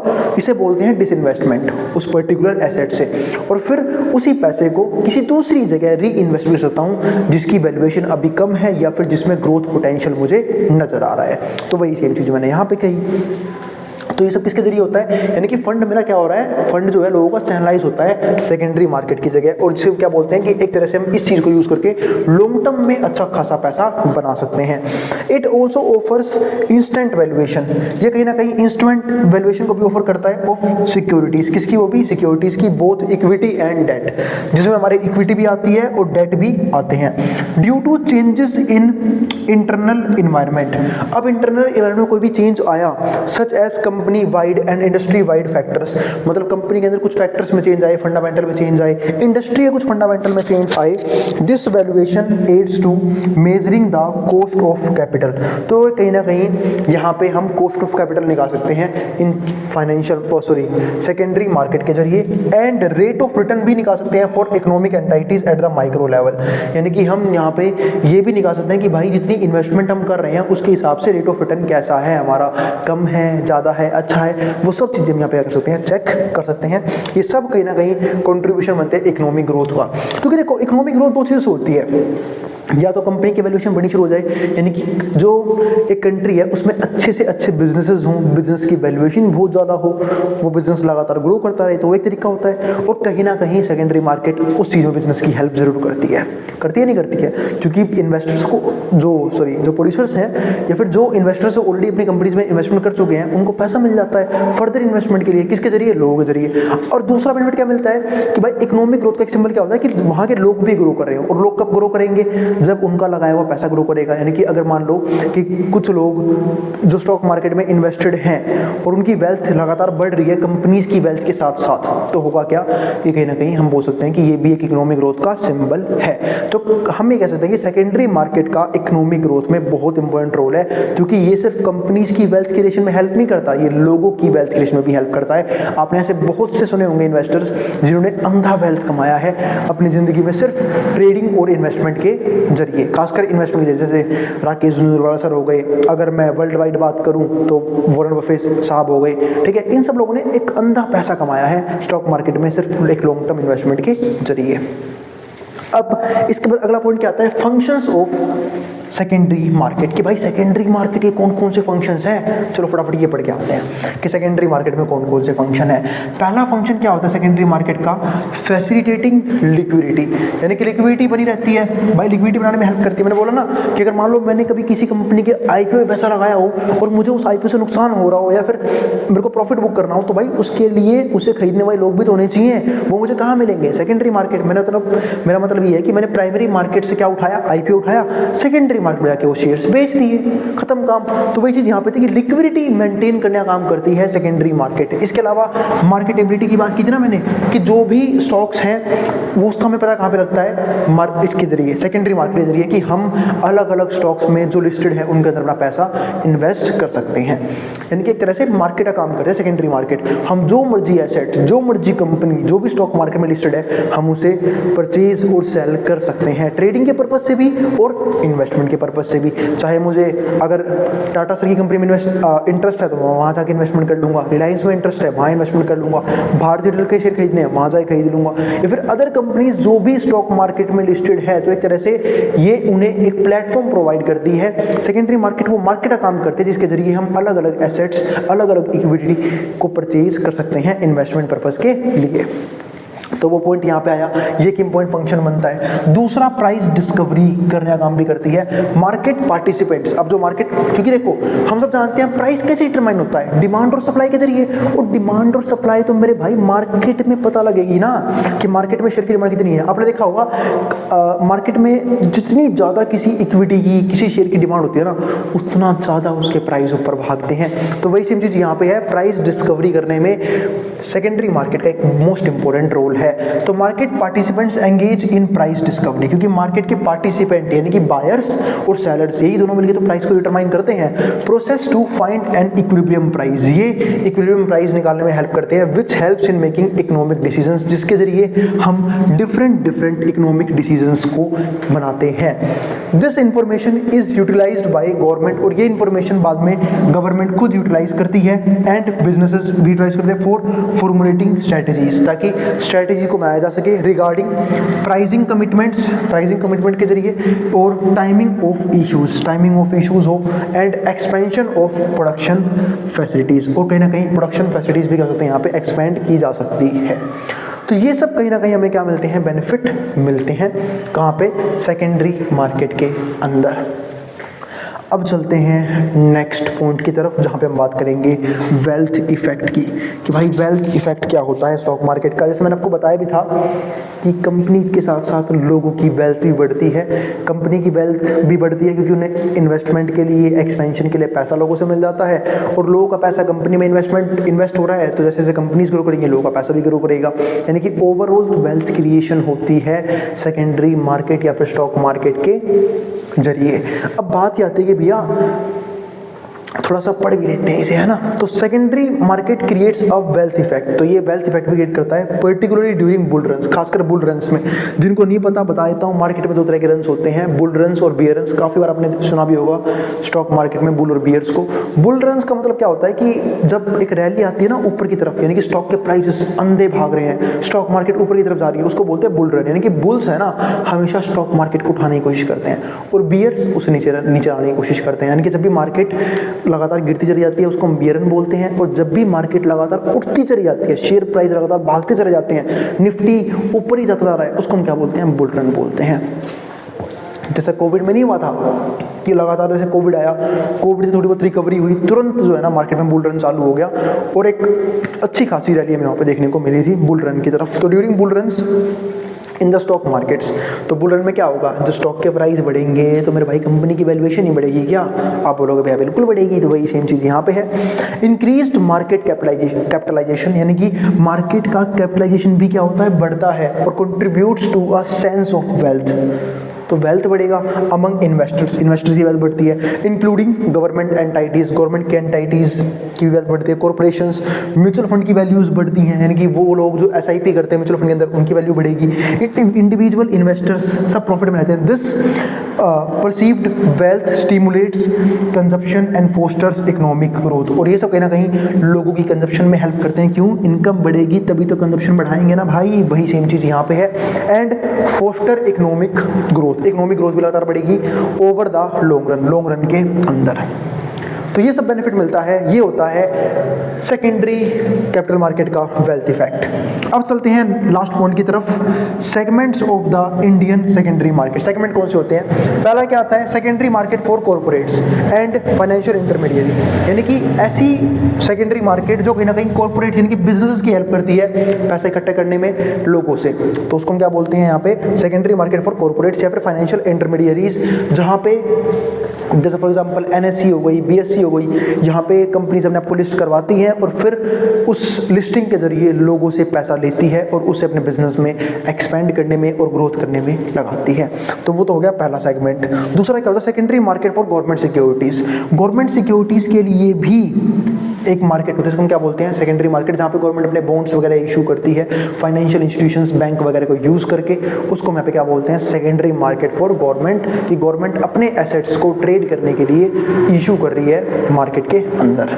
तो ये हमारे दो मेन सेगमेंट्स होते हैं इंडियन सेकेंडरी मार्केट के। और उम्मीद है आपको यहाँ तक का हर एक टॉपिक क्लियर हो गया है। फिर भी कोई भी डाउट, कोई भी क्वेरी, कोई भी दिक्कत बचे ना, कोई भी सेशन हो, कमेंट बॉक्स खोले हुए हैं, आप कमेंट कर देना और मैं इस क्वेरी को सोल्व करने की पूरी कोशिश करूंगा आने वाली वीडियो में। अब हम मिलेंगे अगली वीडियो में, जहाँ पे हम बात करेंगे फाइनेंशियल मार्केट के स्ट्रक्चर के बारे में, यानी कि अभी चैप्टर फिनिश नहीं हुआ है। मेरे हिसाब से 1 या 2 वीडियो और बन सकती है, जहाँ पे मैं इस चैप्टर को कर दूंगा, फिनिश कर दूंगा। ये चैप्टर थोड़ा सा लेंथी था और मैं थोड़ा सा पढ़ाना भी डीप में चाह रहा था, क्योंकि एक तो देखो भले ही टॉपिक जनरल इलेक्टिव का है बट इंपॉर्टेंट है, क्योंकि हम सब लाइफ में अलग तरह की स्टडी स्किल से गुजरते हैं सिर्फ एक पर्पज के लिए, क्योंकि पैसा कमाना है। पर उस पैसे की समझ यानी कि फाइनेंस की समझ भी होना बहुत ज़रूरी है, क्योंकि अल्टीमेटली अगर हमें पैसा ही कमाना है तो उस पैसे को संभालना भी तो आना चाहिए, और वो हमें फाइनेंस ही सिखाता है। ठीक है, तो उम्मीद है आप लोग ये टॉपिक या फिर ये सब्जेक्ट बिल्कुल हल्के में नहीं लोगे और बिल्कुल ध्यान से सीखोगे। भले ही कॉलेज में नंबर दिलाए ना दिलाए, लेकिन आपकी लाइफ के लिए बहुत ही इंपॉर्टेंट है। ये कुछ सब्जेक्ट जैसे कि ये हो गया या फिर फाइनेंस फॉर एवरीवन हो गया, उसकी सीरीज में बहुत जल्दी कंप्लीट करूंगा फाइनेंस फॉर एवरीवन की। ठीक है, तो अब हमें समझना है एक तो structure of Indian financial system कैसा है, दूसरा जो हम समझेंगे वो क्या समझेंगे? Components of formal financial system. तो ये कंप्लीट टॉपिक जो है वो हमें इस वीडियो के अंदर देखना है। तो वीडियो थोड़ी सी लेंथी होगी, क्योंकि इस कंप्लीट वीडियो में जो है ना हम इस पूरे टॉपिक को भी समझ लेंगे, साथ साथ इस चैप्टर को फिनिश भी कर देंगे, क्योंकि इसके बाद हम चलेंगे लेसन नंबर 3 के ऊपर। ठीक है, तो भाई थोड़ा सा धैर्य बनाए रखना और वीडियो को कंप्लीट देख के जाना। अब हम शुरू करते हैं टॉपिक। तो पहले समझते हैं इंडियन फाइनेंशियल सिस्टम का स्ट्रक्चर किस प्रकार का है। तुम सब जानते हैं जो फाइनेंशियल सिस्टम है, ठीक है, वो सिर्फ किसी एक फाइनेंशियल इंस्टीट्यूशन से नहीं बना हुआ, वो सिर्फ कंपनी से नहीं बना हुआ, वो सिर्फ इंडिविजुअल से नहीं बना हुआ। यहाँ पे पूरा स्ट्रक्चर बना हुआ है अलग अलग फाइनेंशियल इंस्टीट्यूशन का, चाहे वो आरबीआई हो, अदर कमर्शियल बैंक हो, दूसरे फाइनेंशियल इंस्टीट्यूशन हो, जिसको हम क्या बोलते हैं? नॉन बैंकिंग फाइनेंशियल इंस्टीट्यूशंस, या फिर इंडिविजुअल हो, कॉर्पोरेट कंपनीज हो, और साथ साथ रेगुलेटरी बॉडीज जैसे कि सेबी, वो सब जो है वो हमारे इस इंडियन फाइनेंशियल सिस्टम का पार्ट बनता है। और हमें ये सारे टॉपिक ही समझने पड़ेंगे कि स्ट्रक्चर में किसका किस प्रकार का रोल रहता है। अब अगर हम यहाँ पे समझें तो structure of financial system in India can be broadly categorised into formal और इनफॉर्मल, जहाँ पे हम 2 कैटेगरीज की मेन बात करते हैं, एक तो फॉर्मल कैटेगरी की, दूसरा इनफॉर्मल और या फिर इसको हम क्या बोलते हैं? अनऑर्गेनाइज्ड सेक्टर की। क्योंकि फाइनेंशियल इंस्टीट्यूशन की जब हम बात करते हैं, चलो एक चीज समझते हैं, अगर हम सबसे मेन काम देखें किसी भी फाइनेंशियल इंस्टीट्यूशन का, वो क्या होता है कि जिनके पास भी सरप्लस अमाउंट है उनसे वो पैसा लेना, जिनके पास भी डेफिसिट में अमाउंट है, फिर जिनको उस अमाउंट की जरूरत है उनको वो प्रोवाइड करना, है ना। ये काम क्या होता है? मेन काम होता है किसी भी फाइनेंशियल इंस्टीट्यूशन का। जैसे जब हम बात करते हैं स्टॉक मार्केट की या फिर फाइनेंशियल मार्केट की, वहां भी तो यही होता है। वहां पे जो स्टॉक मार्केट है वो करती क्या है? वो जो लोग हैं जिनके पास सेविंग्स में या फिर सरप्लस में अमाउंट रखा हुआ है उनसे पैसा लेती है और कंपनीज को वो अमाउंट प्रोवाइड कर देती है, ताकि वो अपने बिजनेस को एक्सपेंड कर पाएं या फिर अपने बिजनेस के अंदर एडवांस इक्विपमेंट वगैरह जो भी चीज के लिए, जिस भी पर्पस के लिए उस पैसे को यूज करना चाहते हैं, उन्हें पैसा प्रोवाइड कर दिया जाता है। तो ये क्या होता है? मेन काम होता है फाइनेंशियल इंस्टीट्यूशन का। लेकिन आपने देखा होगा कि यहाँ पे सिर्फ फॉर्मल सेक्टर काम नहीं कर रहे होते, इनफॉर्मल सेक्टर भी काम कर रहे होते हैं। जैसे फॉर एग्जांपल जब एक सिंगल इंडिविजुअल को या फिर किसी भी इंडिविजुअल को कभी पैसा उधार लेना होता है तो दो जरिए होते हैं, या तो फॉर्मल सेक्टर्स के पास जाए। अब फॉर्मल सेक्टर में रास्ते क्या होंगे कि भाई वो अपना क्रेडिट कार्ड इशू करवा सकता है, क्रेडिट कार्ड पे लोन ले सकता है, या फिर बैंक के पास डायरेक्टली जाके बैंक से लोन ले सकता है। तो वो सब क्या हो गए उसके लिए? वो फाइनेंशियल इंस्टीट्यूशन जो फॉर्मल सेक्टर का पार्ट है। लेकिन कई बार हम लोग जो है ना वो उधार पे लेते हैं पैसा अपने दोस्तों से, रिलेटिव से, नेबर से, तो वो सब किसका पार्ट बनते हैं? इनफॉर्मल सेक्टर का पार्ट बनते हैं। तो यानी कि हम कह सकते हैं कि कभी भी किसी भी पर्सन को या फिर किसी भी ऑर्गेनाइजेशन को अगर फंड की जरूरत होती है तो उसके लिए दो तरीके होते हैं, फॉर्मल सेक्टर भी होता है और इनफॉर्मल सेक्टर भी होता है, और दोनों को हम यहाँ पे समझेंगे क्योंकि मेनली हमने पूरे फाइनेंशियल स्ट्रक्चर को, पूरे फाइनेंशियल सिस्टम को दो ही पार्ट में डिवाइड कर रखा है, फॉर्मल सिस्टम और इनफॉर्मल सिस्टम। इसके बाद हमारे पास अगला पॉइंट क्या आता है? The formal sector falls under the jurisdiction of entities like Ministry of Finance। अब जो फॉर्मल सेक्टर है उसका पार्ट कौन कौन से होंगे? मिनिस्ट्री ऑफ फाइनेंस हो सकता है, MOF, and the Reserve Bank of India जिसको हम क्या बोलते हैं? RBI, यानी कि बैंकर्स बैंक या फिर गवर्नमेंट्स बैंक बोलते हैं हम इसे। इसके अलावा the security and exchange board of India जिसको हम क्या बोलते हैं? SEBI बोलते हैं, एंड अदर रेगुलेटरी बॉडीज। इसके साथ जो दूसरी रेगुलेटरी बॉडीज हैं वो भी इसका पार्ट बनती हैं। On the other hand informal sector comprises. इसके अलावा जो हमारा इनफॉर्मल सेक्टर है वो क्या होता है वो समझते हैं। इनफॉर्मल सेक्टर में कौन से पॉइंट आएंगे? अब यहाँ पे 4 पॉइंट है जो हमें समझने पड़ेंगे इनफॉर्मल सेक्टर के लिए। पहला क्या आता है? इंडिविजुअल मनी लैंडर्स, यानी कि कुछ पर्सन जो है ना वो इसी चीज का काम करते हैं कि उन्हें पैसे को उधार पे देते हैं और बदले में क्या लेते हैं? ब्याज लेते हैं लोगों से। इसलिए आपने देखा होगा कि जनरली अनऑर्गेनाइज सेक्टर जो है ना वो अच्छा नहीं होता लोन लेने के लिए, क्योंकि वहां पे एक पर्सन को हायर इंटरेस्ट पे करना पड़ता है, यानी कि बहुत ज्यादा ब्याज देना पड़ता है अपने पैसों के लिए। तो वही चीज यहाँ पे है, individual money landers including neighbours, जिसमें लेबर भी इंक्लूड होते हैं, इसके अलावा रिलेटिव्स भी इंक्लूड होते हैं, लैंडलॉर्ड इंक्लूड होते हैं, ट्रेडर्स इंक्लूड होते हैं, एंड स्टोर ओनर्स भी क्या होते हैं यहाँ पे? इंक्लूड होते हैं। इसके बाद दूसरा पॉइंट हमारे पास यहाँ पे क्या आता है? Collective groups. कई बार कलेक्टिव ग्रुप भी होते हैं जिसको हम समझेंगे। पहले एक बार ना वापस मैं आपको ऊपर वाला पॉइंट क्लैरिफाई कर देता हूँ। देखो नेबर सबको पता है, रिलेटिव सबको पता है। जब हम लैंडलॉर्ड की बात करते हैं आपने देखा होगा, जब हम हिस्ट्री पढ़ते हैं तो वहाँ पे जो लैंडलॉर्ड्स हैं उन्होंने किस लेवल पे छोटे मोटे फार्मर्स को एक्सप्लॉइट किया था सिर्फ उधार के दम पे। एक महंगा इंटरेस्ट रेट डिटरमाइन करना या फिर एक महंगा इंटरेस्ट रेट मांगना, जिसकी वजह से जो कुछ फार्मर्स हैं वो सिर्फ और सिर्फ इंटरेस्ट के चक्कर में या फिर डेट ट्रैप में फंस के रह जाते थे। तो वो सब दिक्कतें मैंने देखी थी। इसके अलावा ट्रेडर्स भी होते हैं और स्टोर ओनर्स, ये सब जो है ना कहीं क्या करते हैं? इनफॉर्मल फाइनेंस सेक्टर का पार्ट बनते हैं, फाइनेंशियल सेक्टर का पार्ट बनते हैं। दूसरा पॉइंट क्या आता है? Collective groups operating as funds. Collective group जो है ना वो भी कई बार फंड को ऑपरेट करती हैं। देखो इसमें समझाता हूँ आपको। कई बार क्या होता है कलेक्टिव फंड का मतलब यहाँ पे क्या है कि हम सब जो है ना अपने आसपास कुछ सोसाइटी क्रिएट कर लेते हैं, कुछ सोसाइटीज बना लेते हैं। मतलब कुछ लोग मिल गए, उन्होंने क्या कर लिया, अपना जो भी मंथली सेविंग है वो किसी एक पर्सन के पास इन्वेस्ट करना शुरू कर दिया, ठीक है। और ऐसा इसलिए करते हैं ताकि जब भी उस पैसे की जरूरत पड़े तो कोई भी मतलब मान लो कि जो लोग उस सोसाइटी के मेंबर हैं उनमें से किसी को भी अगर पैसे की नीड है तो वो वहां से पैसा ले सकता है, वो भी बिल्कुल रिजनेबल इंटरेस्ट रेट पे, है ना, मार्केट रेट से बहुत ही कम इंटरेस्ट रेट पे।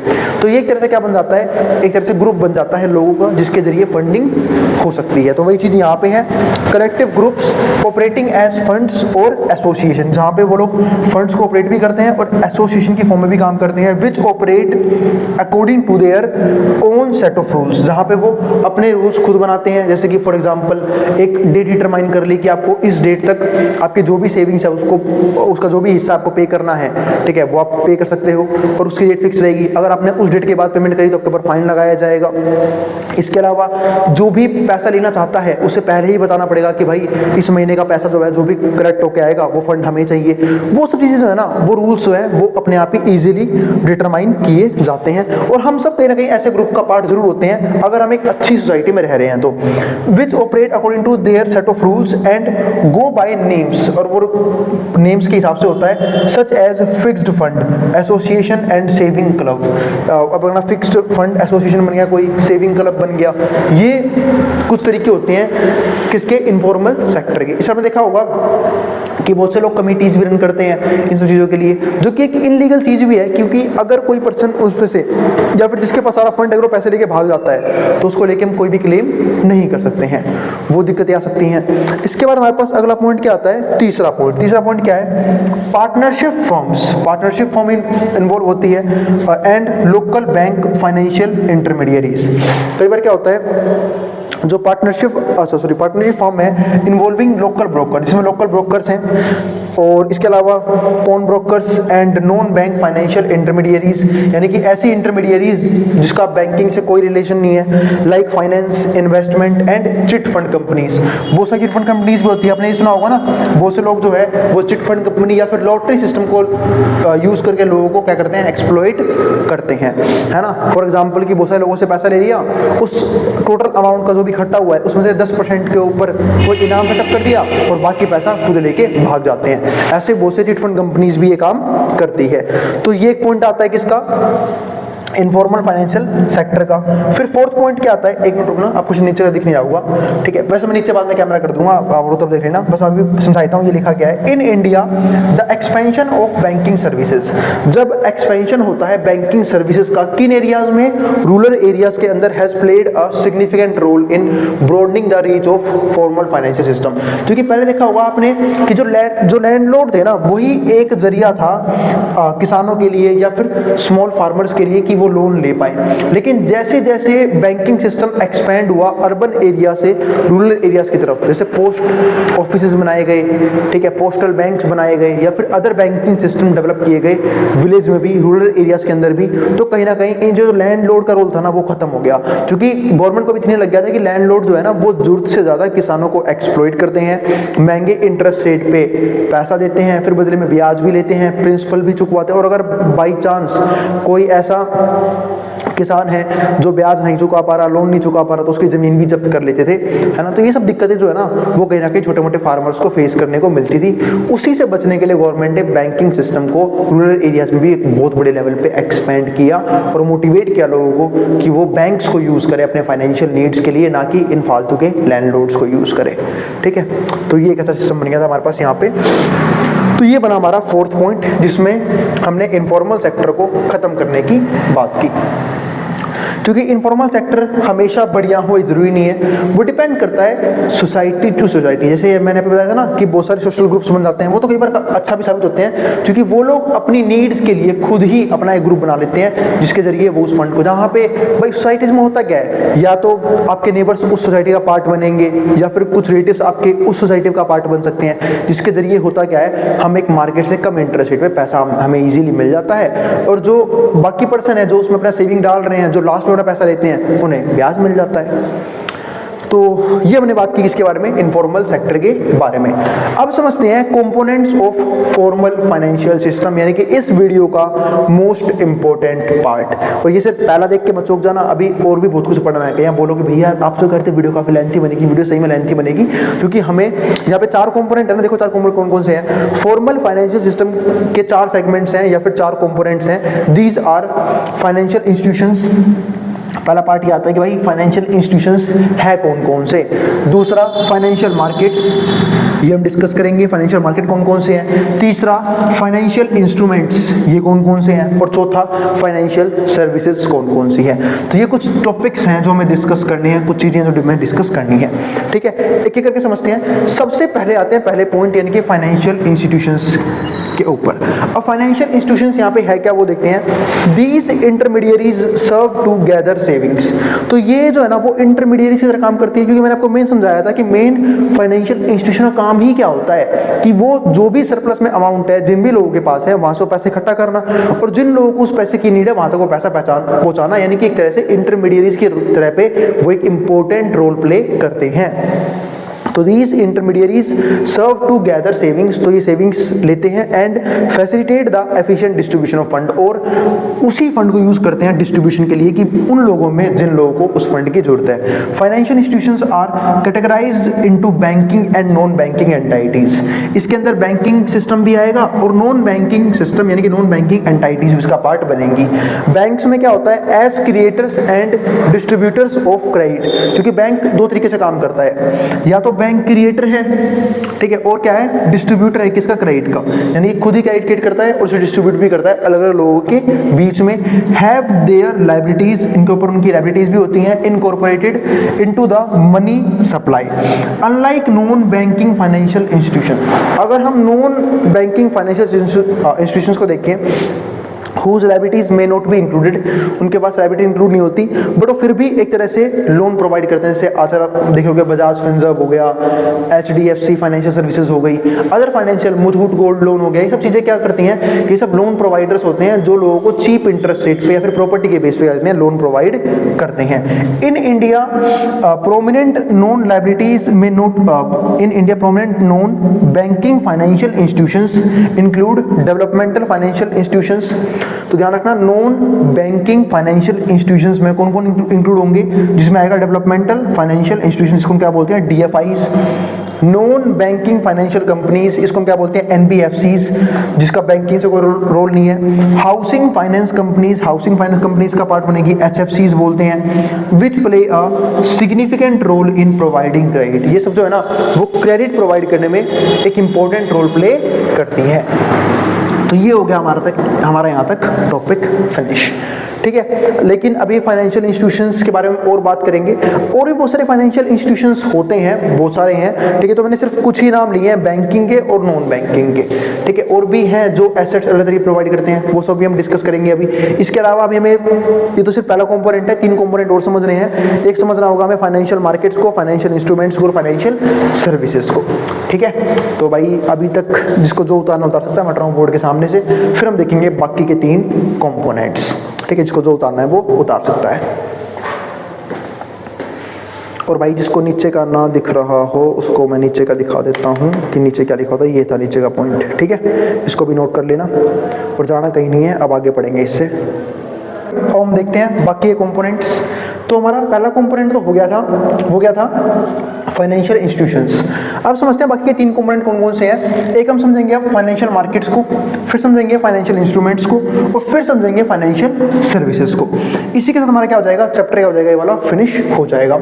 अब देखते हैं फाइनेंशियल मार्केट्स होता क्या है। तो भाई पूरे चैप्टर में हम एक ही चीज तो डिस्कस करते आए हैं, और वो क्या कि फाइनेंशियल मार्केट्स क्या होते हैं। आप सब लोगों को पता है कि फाइनेंशियल मार्केट क्या होते हैं, जहां पे हम अलग अलग एसेट्स, अलग अलग इंस्ट्रूमेंट को में इन्वेस्टमेंट की बात करते हैं, उन्हें खरीदने की बात करते हैं, बेचने की बात करते हैं। वो सारी ट्रांजैक्शन कहाँ पे होती है, फाइनेंशियल मार्केट्स के अंदर, जहां पे 2 जो है ना सबसे इंपॉर्टेंट रोल प्ले करते हैं इंडियन मार्केट के अंदर। जहां पे हम बात करते हैं NSE की, जिसको हम क्या बोलते हैं, नेशनल स्टॉक एक्सचेंज। एक बोलते हैं BSE, जिसको हम क्या बोलते हैं, बॉम्बे स्टॉक एक्सचेंज, क्योंकि पहले BSE था फिर बाद में NSE आ गया, ठीक है। तो ये अलग अलग क्या है, मार्केट्स हैं जहां पे हम अलग अलग एसेट्स, जहां पे हम बॉन्ड्स को, इक्विटीज को, म्यूचुअल फंड को, ETF को, गोल्ड को, डेरिवेटिव्स को, अलग अलग एसेट्स को ट्रेड करने की, इन्वेस्टमेंट की बात करते हैं, है ना। जिसके जरिए कंपनीज को फंडिंग मिल जाती है, जो आम लोग हैं उन्हें क्या मिल जाता है, उन्हें बेनिफिट मिल जाता है अपने पैसे को ग्रो करने का, उन्हें मौका मिल जाता है इन्वेस्टमेंट करने का। ये सब बेनिफिट क्यों पॉसिबल होते हैं, क्योंकि स्टॉक मार्केट अवेलेबल है ऐसी एसेट्स में इन्वेस्टमेंट के लिए। अब यहाँ पे समझो फाइनेंशियल मार्केट्स को, Indian financial markets encompasses are dynamic ecosystem. तो जो इंडियन फाइनेंशियल मार्केट है वो एक डायनामिक इकोसिस्टम प्रोवाइड करता है, कंप्राइजिंग वेरियस इंस्टीट्यूशंस, कैसे, अलग अलग वेरियस इंस्टीट्यूशंस को बना के, एंड रेगुलेटरी बॉडीज को बना के। जैसे इंडियन स्टॉक मार्केट में रेगुलेटरी बॉडी कौन सी है, सेबी, है ना। तो वही चीज यहाँ पर देखो, that play a pivotal roles in capital mobilization, जिसके जरिए कैपिटल को मोबिलाइज करना पॉसिबल होता है, यानी कि कैपिटल को एक जगह से दूसरी जगह पहुंचाना पॉसिबल होता है। वो लोग जिनके पास सरप्लस अमाउंट है, जो अपने पैसे को ग्रो करना चाहते हैं, उनकी ग्रोथ में हेल्प करता है, और वही पैसा उन लोगों तक पहुंचाया जाता है जिन लोगों को एक्चुअल में उस पैसे की नीड है, और जो उस पैसे को यूज करके अपने बिजनेस को एक्सपेंड करना चाहते हैं, ग्रोथ दिलाना चाहते हैं। तो इसी को बोलते हैं कैपिटल मोबिलाइजेशन पॉसिबल होता है फाइनेंशियल मार्केट की वजह से। ट्रेडिंग करना पॉसिबल होता है अलग अलग एसेट्स की। इसके अलावा इन्वेस्टर प्रोटेक्शन, इन्वेस्टर को प्रोटेक्शन भी मिलता है। कैसे प्रोटेक्शन मिलता है इन्वेस्टर को, भाई रिस्क मैनेजमेंट भी एक इंपॉर्टेंट फैक्टर है इसी फाइनेंशियल मार्केट का, जहां पे हम अपने पोर्टफोलियो के अंदर अलग अलग एसेट्स को रख के, यानी कि अपने टोटल अमाउंट को डाइवर्सिफाई करके अपने रिस्क को एलोकेट भी करते हैं और साथ साथ अपने रिस्क को मैनेज भी करते हैं। तो वो चीज पॉसिबल है किस चीज की वजह से, फाइनेंशियल मार्केट की वजह से। At the heart of these markets, जब हम बात करते हैं इन मार्केट के हर्ट्स की, तो जहां हम बात करते हैं 2 चीजों की, national stock exchange NSE and Bombay stock exchange BSE। वैसे तो फाइनेंशियल मार्केट में और भी बहुत सारे फाइनेंशियल इंस्टीट्यूशंस हैं जो हम पढ़ते हुए आए हैं, और आप लोग अगर इस टॉपिक को डीप में पढ़ोगे तो वहां पे आपको मिल भी जाएंगे। लेकिन मेन जो 2 फैक्टर है ना वो कौन से हैं, NSE और BSE। बाकी अपना सेबी भी रोल प्ले करती है, RBI भी रोल प्ले करती है, अदर फाइनेंशियल कुछ इंस्टीट्यूशंस भी हैं जो अपना रोल प्ले करते हैं। ठीक है, लेकिन मेन दो है, एक NSE और एक BSE, ठीक है, which serve as primary platforms for equity trading of in India, जो कहीं ना कहीं प्राइमरी मार्केट है एक तरह से ट्रेडिंग करने का, प्राइमरी फंक्शन होता है इनका क्या, ट्रेडिंग पॉसिबल करवाना मार्केट्स के अंदर। तो NSE यानी कि हमारा नेशनल स्टॉक एक्सचेंज, BSE यानी कि बॉम्बे स्टॉक एक्सचेंज। पहले BSE बना था, NSE तो मेरे आपसे 1992 का बना हुआ है, ठीक है, आप बताओगे BSE कब का बना हुआ है, ठीक है, और अगर आप बुक पढ़ोगे तो आपको उसमें सारा डाटा मिल भी जाएगा। इसके अलावा दो मेजर इंस्टीट्यूशंस और हैं, RBI एक अलग ही लेवल का फाइनेंशियल इंस्टीट्यूशन है, ठीक है, क्योंकि भाई सब कुछ वही संभाल रहा है। इसके अलावा SEBI जो क्या करती है, इसी स्टॉक मार्केट को, जो NSE है और जो BSE है, इसके अंदर किसी प्रकार की दिक्कतें ना हो, रिटेल ट्रेडर एक्सप्लॉइट ना हो, किसी प्रकार की धांधली ना हो, वो सब देखना काम किसका है, SEBI का है। यानी कि SEBI इस पूरी स्टॉक मार्केट को रेगुलेट करने का काम करती है, ठीक है। तो उम्मीद है आपको फाइनेंशियल मार्केट वाला पॉइंट तो पूरा क्लियर हो गया होगा। अब चलते हैं नेक्स्ट पॉइंट की तरफ, जहां पे हम डिस्कस करेंगे किसको, फाइनेंशियल इंस्ट्रूमेंट्स को। तो फाइनेंशियल इंस्ट्रूमेंट कौन कौन से देखते हैं। पहला पॉइंट हमारे पास क्या आता है, इक्विटीज।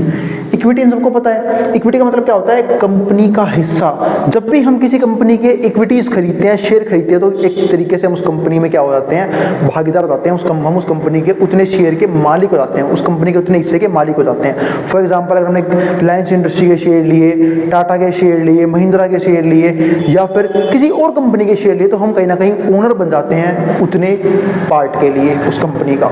तो वही चीज यहाँ पे है। तो इक्विटीज जो है ना, वो एक क्या हो जाता है, इंपॉर्टेंट इंस्ट्रूमेंट किसका, फाइनेंशियल मार्केट का, जिसके जरिए हम अलग अलग कंपनी के अंदर अपनी हिस्सेदारी बना सकते हैं। इसके बाद हमारे पास अगला पॉइंट क्या आता है, दूसरा पॉइंट आता है बॉन्ड्स मार्केट। अब बॉन्ड्स को जब हम समझेंगे, जहाँ पे क्या आता है, गवर्नमेंट बॉन्ड्स, जिसको हम क्या बोलते हैं, जी सेक्शन। ये गवर्नमेंट भी अपने बॉन्ड्स इशू करती है। कई बार क्या होता है ना, गवर्नमेंट को भी पैसे की जरूरत पड़ जाती है, गवर्नमेंट को भी उधार लेने की जरूरत पड़ जाती है, तो गवर्नमेंट लोगों के पास जाती है, जनता के पास, और जनता को क्या बोलते हैं कि भाई आपको बॉन्ड देंगे, यानी एक तरह का पेपर होता है, उस पर एक फिक्स रेट ऑफ इंटरेस्ट मान लेते हैं 12% दे दिया गवर्नमेंट ने कि आपको ये इंटरेस्ट रेट देंगे, आप अपना जो है ना, हमें अपना पैसा दे दो और बॉन्ड रख लो, और जब हम उस बॉन्ड को वापस बाय बैक करेंगे, आप लोगों से वापस खरीदेंगे, तो आपको आपका पैसा वापस कर देंगे विद इंटरेस्ट। और ये बॉन्ड इशू कौन करता है, RBI। वैसे गवर्नमेंट पता है आपको, बॉन्ड एक और सबसे मेजर काम के लिए यूज करती है, पता है किसके लिए, जब गवर्नमेंट को लगता है कि इकोनॉमी के अंदर, मार्केट के अंदर मनी सप्लाई जो है वो बहुत ज्यादा है, यानी कि लोगों के पास पैसा बहुत ज्यादा आ रहा है, जिसकी वजह से लोग डिमांड बहुत ज्यादा कर रहे हैं, तो उस एग्रीगेट डिमांड को कम करने के लिए, उस मनी सप्लाई को कम करने के लिए भी गवर्नमेंट इस इंस्ट्रूमेंट का, यानी कि एक तरह से गवर्नमेंट बॉन्ड का यूज करती है। तो ये पॉइंट जरूर ध्यान रखना। तो बॉन्ड्स, गवर्नमेंट बॉन्ड, जिसको हम G-Secs बोलते हैं, and issued by the Reserve Bank of India, RBI, इसको RBI इशू करती है। And corporate bonds are significant component. इसके अलावा जो कॉर्पोरेट बॉन्ड है वो भी एक सिग्निफिकेंट कंपोनेंट है of the Indian fixed income market, ताकि इंडिया में फिक्स्ड इनकम रहे। These bonds offer fixed returns. तो ये बॉन्ड जो है ना कहीं क्या करती है, फिक्स्ड रिटर्न्स जो है वो यहाँ पे कमा के देती है ओवर अ स्पेसिफाइड पीरियड, एक स्पेसिफाइड पीरियड के अंदर, मेकिंग देम अट्रैक्टिव। तो इसीलिए इन्वेस्टर्स जो है ना वो यहाँ पे अट्रैक्ट होते हैं, क्योंकि उन्हें एक फिक्स टाइम पीरियड के अंदर एक फिक्स रेट ऑफ इंटरेस्ट देखने को मिल जाता है। इसलिए लोग जो है वो गवर्नमेंट बॉन्ड्स या फिर कॉर्पोरेट बॉन्ड्स को भी खरीदते हैं। और यही नहीं, ये बॉन्ड्स जो हैं वो सेकेंडरी मार्केट में ट्रेड भी किए जाते हैं। इसके बाद तीसरा फंड क्या आता है, म्यूचुअल फंड। आजकल तो बहुत पॉपुलर है म्यूचुअल फंड, है ना। म्यूचुअल फंड आप सब लोगों ने सुन रखा होगा, यानी कि जिन लोगों को हम बोलते हैं ना कि जिनमें बिल्कुल बुद्धि नहीं है स्टॉक सेलेक्ट करने की, या फिर आपको ज़्यादा दिमाग लगाना ही नहीं है कि इन्वेस्टमेंट कहाँ पे करनी है, तो आंख बंद करके लोग म्यूचुअल फंड में एक लॉन्ग टर्म के लिए SIPs कर सकते हैं, जिससे एक अच्छी खासी वेल्थ जनरेट की जा सकती है। क्योंकि म्यूचुअल फंड में होता क्या है, जो अलग अलग फंड मैनेजर्स हैं वो हमारे पैसे को क्या करती है, अलग अलग कंपनीज में अलग अलग एसेट्स में लगा के ग्रो करती है। उसका कुछ कमीशन अपने पास रखती है और बाकी कमीशन लोगों को वापस मिल जाता है। यानी कि जो बड़े बड़े फाइनेंशियल इंस्टीट्यूशंस हैं, जो बड़े बड़े फाइनेंस मैनेजर हैं, फंड मैनेजर हैं, वो इस चीज के ऊपर काम करते हैं। तो ये हो गया हमारा तीसरा point, mutual fund. Fourth point क्या था, डेरिवेटिव्स। जब हम अलग अलग इंडेक्स को ट्रेड करने की बात करते हैं प्राइस मैकेनिज्म के हिसाब से, उसको हम क्या बोलते हैं, डेरिवेटिव्स बोलते हैं उस सेगमेंट को। फिर fifth point, fixed deposit, FD जिसको हम बोलते हैं। ये तो आप लोगों ने बचपन सुना हुआ है कि जब हम एक पर्टिकुलर अमाउंट एक फिक्स्ड टाइम पीरियड तक बैंक में इन्वेस्ट कर देते हैं या फिर बैंक में सेव करके रख देते हैं और जिसपे हमें इंटरेस्ट रेट भी क्या मिलता है, सेविंग अकाउंट से ज़्यादा मिलता है, तो उसको हम क्या बोलते हैं यहाँ पे फिक्स्ड डिपॉजिट बोल के चलते हैं। इसके बाद 6 पॉइंट क्या आता है, रियल इस्टेट इन्वेस्टमेंट ट्रस्ट, जिसको हम बोलते हैं REITs, यानी कि बिना डायरेक्ट रियल एस्टेट में इन्वेस्टमेंट किए अगर हम रियल स्टेट इन्वेस्टमेंट ट्रस्ट में इन्वेस्टमेंट कर देते हैं तो कहीं ना कहीं हमारा पैसा उसी रेट से ग्रो कर रहा होता है जिस रेट से रियल स्टेट ग्रो करती है, यानी कि हमें प्रॉफिट रियल स्टेट के हिसाब से ही देखने को मिलेगा। इसके बाद 7 पॉइंट क्या आता है, एक्सचेंज ट्रेडेड फंड, जिसको हम बोलते हैं ETF। आजकल बहुत अच्छा सिस्टम बन गया है और मेरे को पर्सनली अगर मैं बताऊं तो म्यूचुअल फंड से ज्यादा पसंद क्या आते हैं, ETFs। ETF क्यों? क्योंकि एक तो उसमें एग्जिट लोड नहीं होता। जो बच्चे इन्वेस्टमेंट करते होंगे या फिर जिनको इन्वेस्टमेंट में नॉलेज पता होगा कि ETF में जनरली ज्यादा क्या होते हैं, एग्जिट लोड नहीं होते, जो कि म्यूचुअल फंड में देखने को मिलते हैं। दूसरी बात, रिटर्न ज्यादा मिलते हैं। तीसरी इंपॉर्टेंट चीज वो क्या कि ETF में जब हम इन्वेस्टमेंट करते हैं तो हम डायरेक्ट फॉरेन इन्वेस्टमेंट भी कर सकते हैं। जैसे फॉर एग्जांपल अगर मुझे यूएसए के अंदर मैं इन्वेस्टमेंट नहीं कर पा रहा हूं और मुझे यूएसए की मार्केट में अंदर पैसा लगाना है तो मैं इंडिया के ऐसे ETFs को खरीदूंगा जो बिल्कुल वैसे रिटर्न देते हैं, जो कैसे जहां पे जो बिल्कुल कॉपी करते हैं यूएसए के रिटर्न्स को, तो मैं उस ETF में इन्वेस्टमेंट कर दूंगा। तो ये एक अच्छा तरीका होता है, इसको हम बोलते हैं एक्सचेंज ट्रेडेड फंड्स ETFs। इसके अलावा अलग सिल्वर के ETF भी आते हैं, गोल्ड के ETF भी आते हैं जो उनके अकॉर्डिंग ही आपको रिटर्न्स देके जाएंगे। इसके बाद अगला पॉइंट क्या आता है, नेशनल पेंशन सिस्टम गवर्नमेंट का बना हुआ है NPS, जिससे लोगों को टैक्स बेनिफिट मिलता है और जब भी एक पर्सन रिटायर होगा तो उसे एक अच्छा खासा कॉर्पस मिल जाएगा उसके बाकी बची जिंदगी निकालने के लिए बिना पैसा कमाए। उसके लिए लोग नेशनल पेंशन स्कीम या फिर सिस्टम में पार्टिसिपेट करते हैं, वहां पे अपनी इनकम से कुछ ना कुछ कंट्रीब्यूशन करते रहते हैं हर महीने और जब वो रिटायर होंगे तो उन्हें एक लंप सम में अच्छा खासा अमाउंट मिल जाता है, कॉर्पस मिल जाता है जिसके जरिए वो अपनी बाकी की लाइफ अच्छे से जी पाएंगे।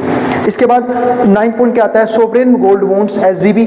एक तरह से इसे आप बोलते हो डिजिटल गोल्ड जो हम परचेज करते हैं और इसके रिटर्न्स सिमिलर होते हैं गोल्ड के रिटर्न से, यानी कि जिस रेट से गोल्ड बढ़ेगा उसी रेट से हमारी डिजिटल गोल्ड पे हमें क्या मिलेगा, इंटरेस्ट भी मिलेगा, ब्याज भी मिलेगा, यानी कि वो भी सेम रेट से ग्रो करेगा। इसको बोलते हैं SGB sovereign gold bonds, gold के बॉन्ड्स भी होते हैं। फिर 10th पॉइंट क्या आता है, पब्लिक प्रोविडेंट फंड्स, जिसको हम क्या बोलते हैं,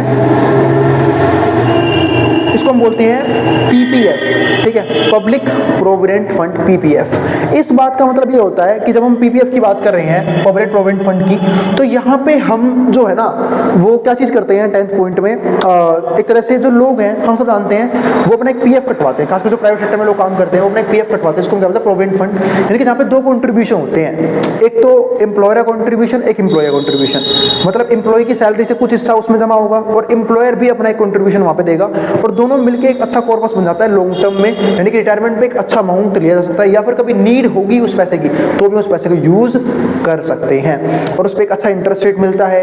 एक लॉक इन पीरियड होता है कि आप उसे जब मर्जी नहीं निकाल सकते, लॉक इन पीरियड होता है। इसके अलावा अगर रिटायरमेंट पे निकाल रहे हो अच्छा खासा कॉर्पस मिल जाएगा इन्वेस्टमेंट के जरिए, तो काफी बेनिफिट होते हैं PPF के भी, यानी कि पब्लिक प्रोविडेंट फंड के भी। इसके बाद समझते हैं फाइनेंशियल सर्विसेज को कि फाइनेंशियल सर्विसेज किस किस प्रकार की होती हैं। तो ये 5 प्रकार की फाइनेंशियल सर्विस लिखी हुई है, जिसमें से पहला पॉइंट क्या आता है, फंड्स इंटरमीडिएशन। फंड्स इंटरमीडिएशन का मतलब पता है क्या होता है कि जो फाइनेंशियल इंस्टीट्यूशंस हैं या फिर जो हमारा फाइनेंशियल मार्केट है ये सब फंड इंटरमीडिएशन की तरह पे काम करते हैं, क्योंकि 2 जने हैं, एक सेवर यानी कि वो लोग जिनके पास सरप्लस में अमाउंट है जो अपने पैसे को इन्वेस्ट करना चाहते हैं, दूसरे बोरोवर्स जिनको सेम वही पैसे की जरूरत है, ठीक है, तो उनसे ब्याज लिया जाता है, मतलब इनको इन्वेस्टमेंट के रिटर्न्स मिलते हैं, इनसे ब्याज लिया जाता है और वो ब्याज इनमें ट्रांसफर होता है। यानी कि तरह से कह सकते हैं कि लोगों का पैसा कंपनीज में या फिर बोरोइंग के जरिए कंपनीज में लगाया जा रहा है, कंपनी ग्रो करती है, लोगों का पैसा ग्रो करता है, लोगों को इंटरेस्ट रेट की तरफ पे बेनिफिट भी मिलते रहते हैं, तो इसे बोलते हैं फंड्स इंटरमीडिएशन। यानी कि जो फाइनेंशियल इंस्टीट्यूशंस हैं वो फंड इंटरमीडिएशन का काम ही करती हैं, यानी कि वो लोग जिनको उस पैसे की नीड नहीं है, जिनके पास अच्छा खासा सरप्लस में अमाउंट रखा हुआ है, वो पैसा उनसे उठाया और जिनको जरूरत है वो पैसा बांट दिया और बदले में क्या देती है, इनको इंटरेस्ट रेट देती है, किनको, सेवर्स को, और बोरोवर से क्या लेती है, इंटरेस्ट लेती है। इसके बाद इसको आप सेवर बोलो चाहे बोलो लैंडर्स, इनके जो पैसा उधार पे देते हैं। इसके दूसरा पॉइंट क्या आता है, payments mechanism. By payment mechanism determine करना भी काम किनका होता है, फाइनेंशियल मार्केट के अंदर, है ना। जैसे कि आजकल आपने देखा होगा कि हम जो है घर बैठे बैठे जो मर्जी शेयर्स खरीद सकते हैं, डीमैट अकाउंट इजीली ओपन हो जाता है, ठीक है, हमारे अलग स्टॉक्स में अपना पैसा लगा सकते हैं, इन्वेस्टमेंट कर सकते हैं, उस पैसे ग्रो भी कर सकते हैं एक अच्छे इंटरेस्ट रेट पे। तो पेमेंट्स मैकेनिज्म अच्छा हो गया है कि अब डायरेक्ट बैंक को यूज करो, अपने ऑनलाइन पेमेंट करो, इलेक्ट्रॉनिक पेमेंट हो जाती है, ठीक है, सेफ भी होती है पेमेंट। ये सब काम किसका होता है ध्यान रखना, ये सब काम फाइनेंशियल इंस्टीट्यूशन का ही काम होता है, ध्यान रखना। इसके बाद तीसरा पॉइंट क्या आता है, प्रोविजन ऑफ लिक्विडिटी। जब हम बात करते हैं ना प्रोविजन ऑफ लिक्विडिटी, भाई लिक्विडिटी एक बहुत इंपॉर्टेंट फैक्टर होता है जिसकी वजह से हम लोग एसेट्स में इन्वेस्टमेंट करते हैं। क्योंकि लिक्विडिटी का मतलब क्या होता है कि जब मर्जी चाहूं तो मैं उस पैसे को वापस अपने बैंक अकाउंट में ट्रांसफर कर सके यूज कर सकता हूं, तो वो मेंटेन होनी बहुत जरूरी है। क्योंकि सपोज करो हमने कहीं पे इन्वेस्टमेंट करी और उस पैसे में हमारा कंट्रोल ही नहीं है, जब हमें नीड है उस पैसे को हमारे काम ही नहीं आएगा, तो फायदा है क्या ऐसे इन्वेस्टमेंट करने का। पर स्टॉक मार्केट या फिर जब हम बात करते हैं इक्विटी मार्केट की, तो वो हमें एक ये अच्छी प्रिविलेज देता है कि हम जो है ना स्टॉक मार्केट में जो भी इन्वेस्टमेंट करते हैं उसमें हाईली लिक्विड एसेट्स में हम इन्वेस्टमेंट कर सकते हैं। यानी कि जैसे मान लो रिलायंस के शेयर खरीद लिए, एचडीएफसी के ले लिए, महिंद्रा के ले लिए, वहां पे आपको हर टाइम उस शेयर के बायर्स मिल जाएंगे। यानी कि जब चाहूं मार्केट अगर ओपन है तो मैं उस शेयर को बेच सकता हूं। हाँ, मार्केट ओपन होने का टाइम होता है अपना एक, जैसे सैटरडे संडे मार्केट बंद रहती है और डेली बेसिस पे भी सिर्फ 9 से लेकर 3 बजे तक अपने शेयर्स को बेच सकते हो, तो वो चीज जरूर होता है देखना, ठीक है। लेकिन लिक्विडिटी बहुत ज्यादा होती है, यानी कि अगर मुझे इमीडिएटली पैसे की जरूरत है तो मैं वहां से पैसा अपना वापस निकाल सकता हूं, ठीक है। इसके बाद फोर्थ पॉइंट क्या आता है, रिस्क मैनेजमेंट का मौका मिल जाता है। अब आती है रिस्क मैनेजमेंट का मौका कैसे मिलेगा। भाई रिस्क मैनेजमेंट का मौका इसलिए मिलता है क्योंकि हम जो है ना यहाँ पे क्या करते हैं, अपने अलग अलग एसेट्स में पैसे को एलोकेट कर सकते हैं। यानी कि मैं डिफरेंट कंपनीज के शेयर खरीद पाऊंगा, डिफरेंट म्यूचुअल फंड ले पाऊंगा, डिफरेंट ETFs में पैसे इन्वेस्ट कर सकता हूं। यानी कि अलग अलग एसेट्स में पैसे को एलोकेट करके अपने रिस्क को भी मिनिमाइज कर सकता हूं। एक कैलकुलेटेड रिस्क लूंगा और एक अच्छा प्रॉफिट जनरेट कर सकता हूं रिस्क मैनेजमेंट करके या फिर रिस्क एलोकेशन करके। तो वो चीज है, रिस्क मैनेजमेंट काफी अच्छा होता है स्टॉक मार्केट के अंदर, अगर हमें प्रॉपर तरीके से नॉलेज है कि कैसे रिस्क को मैनेज किया जाता है या फिर कैसे रिस्क को एलोकेट किया जाता है। हाँ, कुछ बेवकूफ लोग ऐसे भी होते हैं जिन्हें कहीं से इन्फॉर्मेशन मिलती है, ये शेयर तो काफी ऊपर जाने वाला है, ठीक है, सारा पैसा वहां लगा देंगे, और मान लो नहीं गया तो वो डूब गया तो सारा पैसा गया, ठीक है। यानी कि क्या बोलूं मैं, हाँ इन्वेस्टमेंट करना अच्छी बात है, पर उससे पहले इन्वेस्टमेंट जहां पे आप कर रहे हो उस चीज को समझना भी बहुत इंपॉर्टेंट चीज है। तो रिस्क मैनेजमेंट अच्छा होता है पर उन लोगों के लिए जो मैनेज करना जानते हैं। Fifth point, financial engineering. यानी कि आजकल आप देखो हम फाइनेंशियल मार्केट को फाइनेंशियल इंजीनियरिंग क्यों बोलते हैं, इसलिए बोलते हैं कि एक इंपॉर्टेंट सर्विस है। इन लोगों ने देखो ट्रांसफॉर्म किया है। पहले जब भी लोगों को शेयर खरीदने होते थे तो लोगों को NSE BSE में जाके खुद लेना पड़ता था। अगर आपने कोई वेब सीरीज देखी हो ऐसे आपको पता होगा कि पेपर के जरिए शेयर मिलते थे। लेकिन आजकल क्या हो गया है, आजकल जरूरत नहीं कहीं जाने की, घर बैठे बैठे डीमैट अकाउंट ओपन किया, इलेक्ट्रॉनिक सिस्टम आ गए हैं, पेमेंट करी बैंक से, शेयर्स हमारे हो गए। तो इतना ईजी हो गया है शेयर्स को खरीदना। तो फाइनेंशियल इंजीनियरिंग के जरिए हम जो है इजीली इन सारी चीजों को कर सकते हैं और लगातार जो है ना ट्रेडिंग सिस्टम्स में, इन्वेस्टमेंट सिस्टम में एफिशिएंसी लाने की कोशिश की जा रही है नई नई टेक्नोलॉजी को एडॉप्ट करके। वो सब किस चीज की वजह से है, सिर्फ और सिर्फ फाइनेंशियल इंजीनियरिंग की वजह से। उम्मीद है आपको सारे टॉपिक क्लियर हो गए हैं। अब हम मिलेंगे अगली वीडियो में जहां पे हम बात करेंगे लेसन नंबर 3 के बारे में। लेसन नंबर 2 खत्म हो चुका है इस वीडियो के साथ। तो भाई अगर फिर भी कोई भी क्वेरी, कोई भी डाउट हो, कमेंट बॉक्स खोले हुए हैं, आप कमेंट कर देना। अब हम मिलेंगे अगली वीडियो में। और अगर वीडियो पसंद आई हो तो वीडियो को लाइक कर देना और चैनल को सब्सक्राइब कर देना और उन बच्चों में शेयर भी कर देना जिन बच्चों का एग्जाम होने वाला हो सेम सब्जेक्ट का। अब जिसको जो उतारना है वो उतार सकता है मेट्रो बोर्ड के सामने से।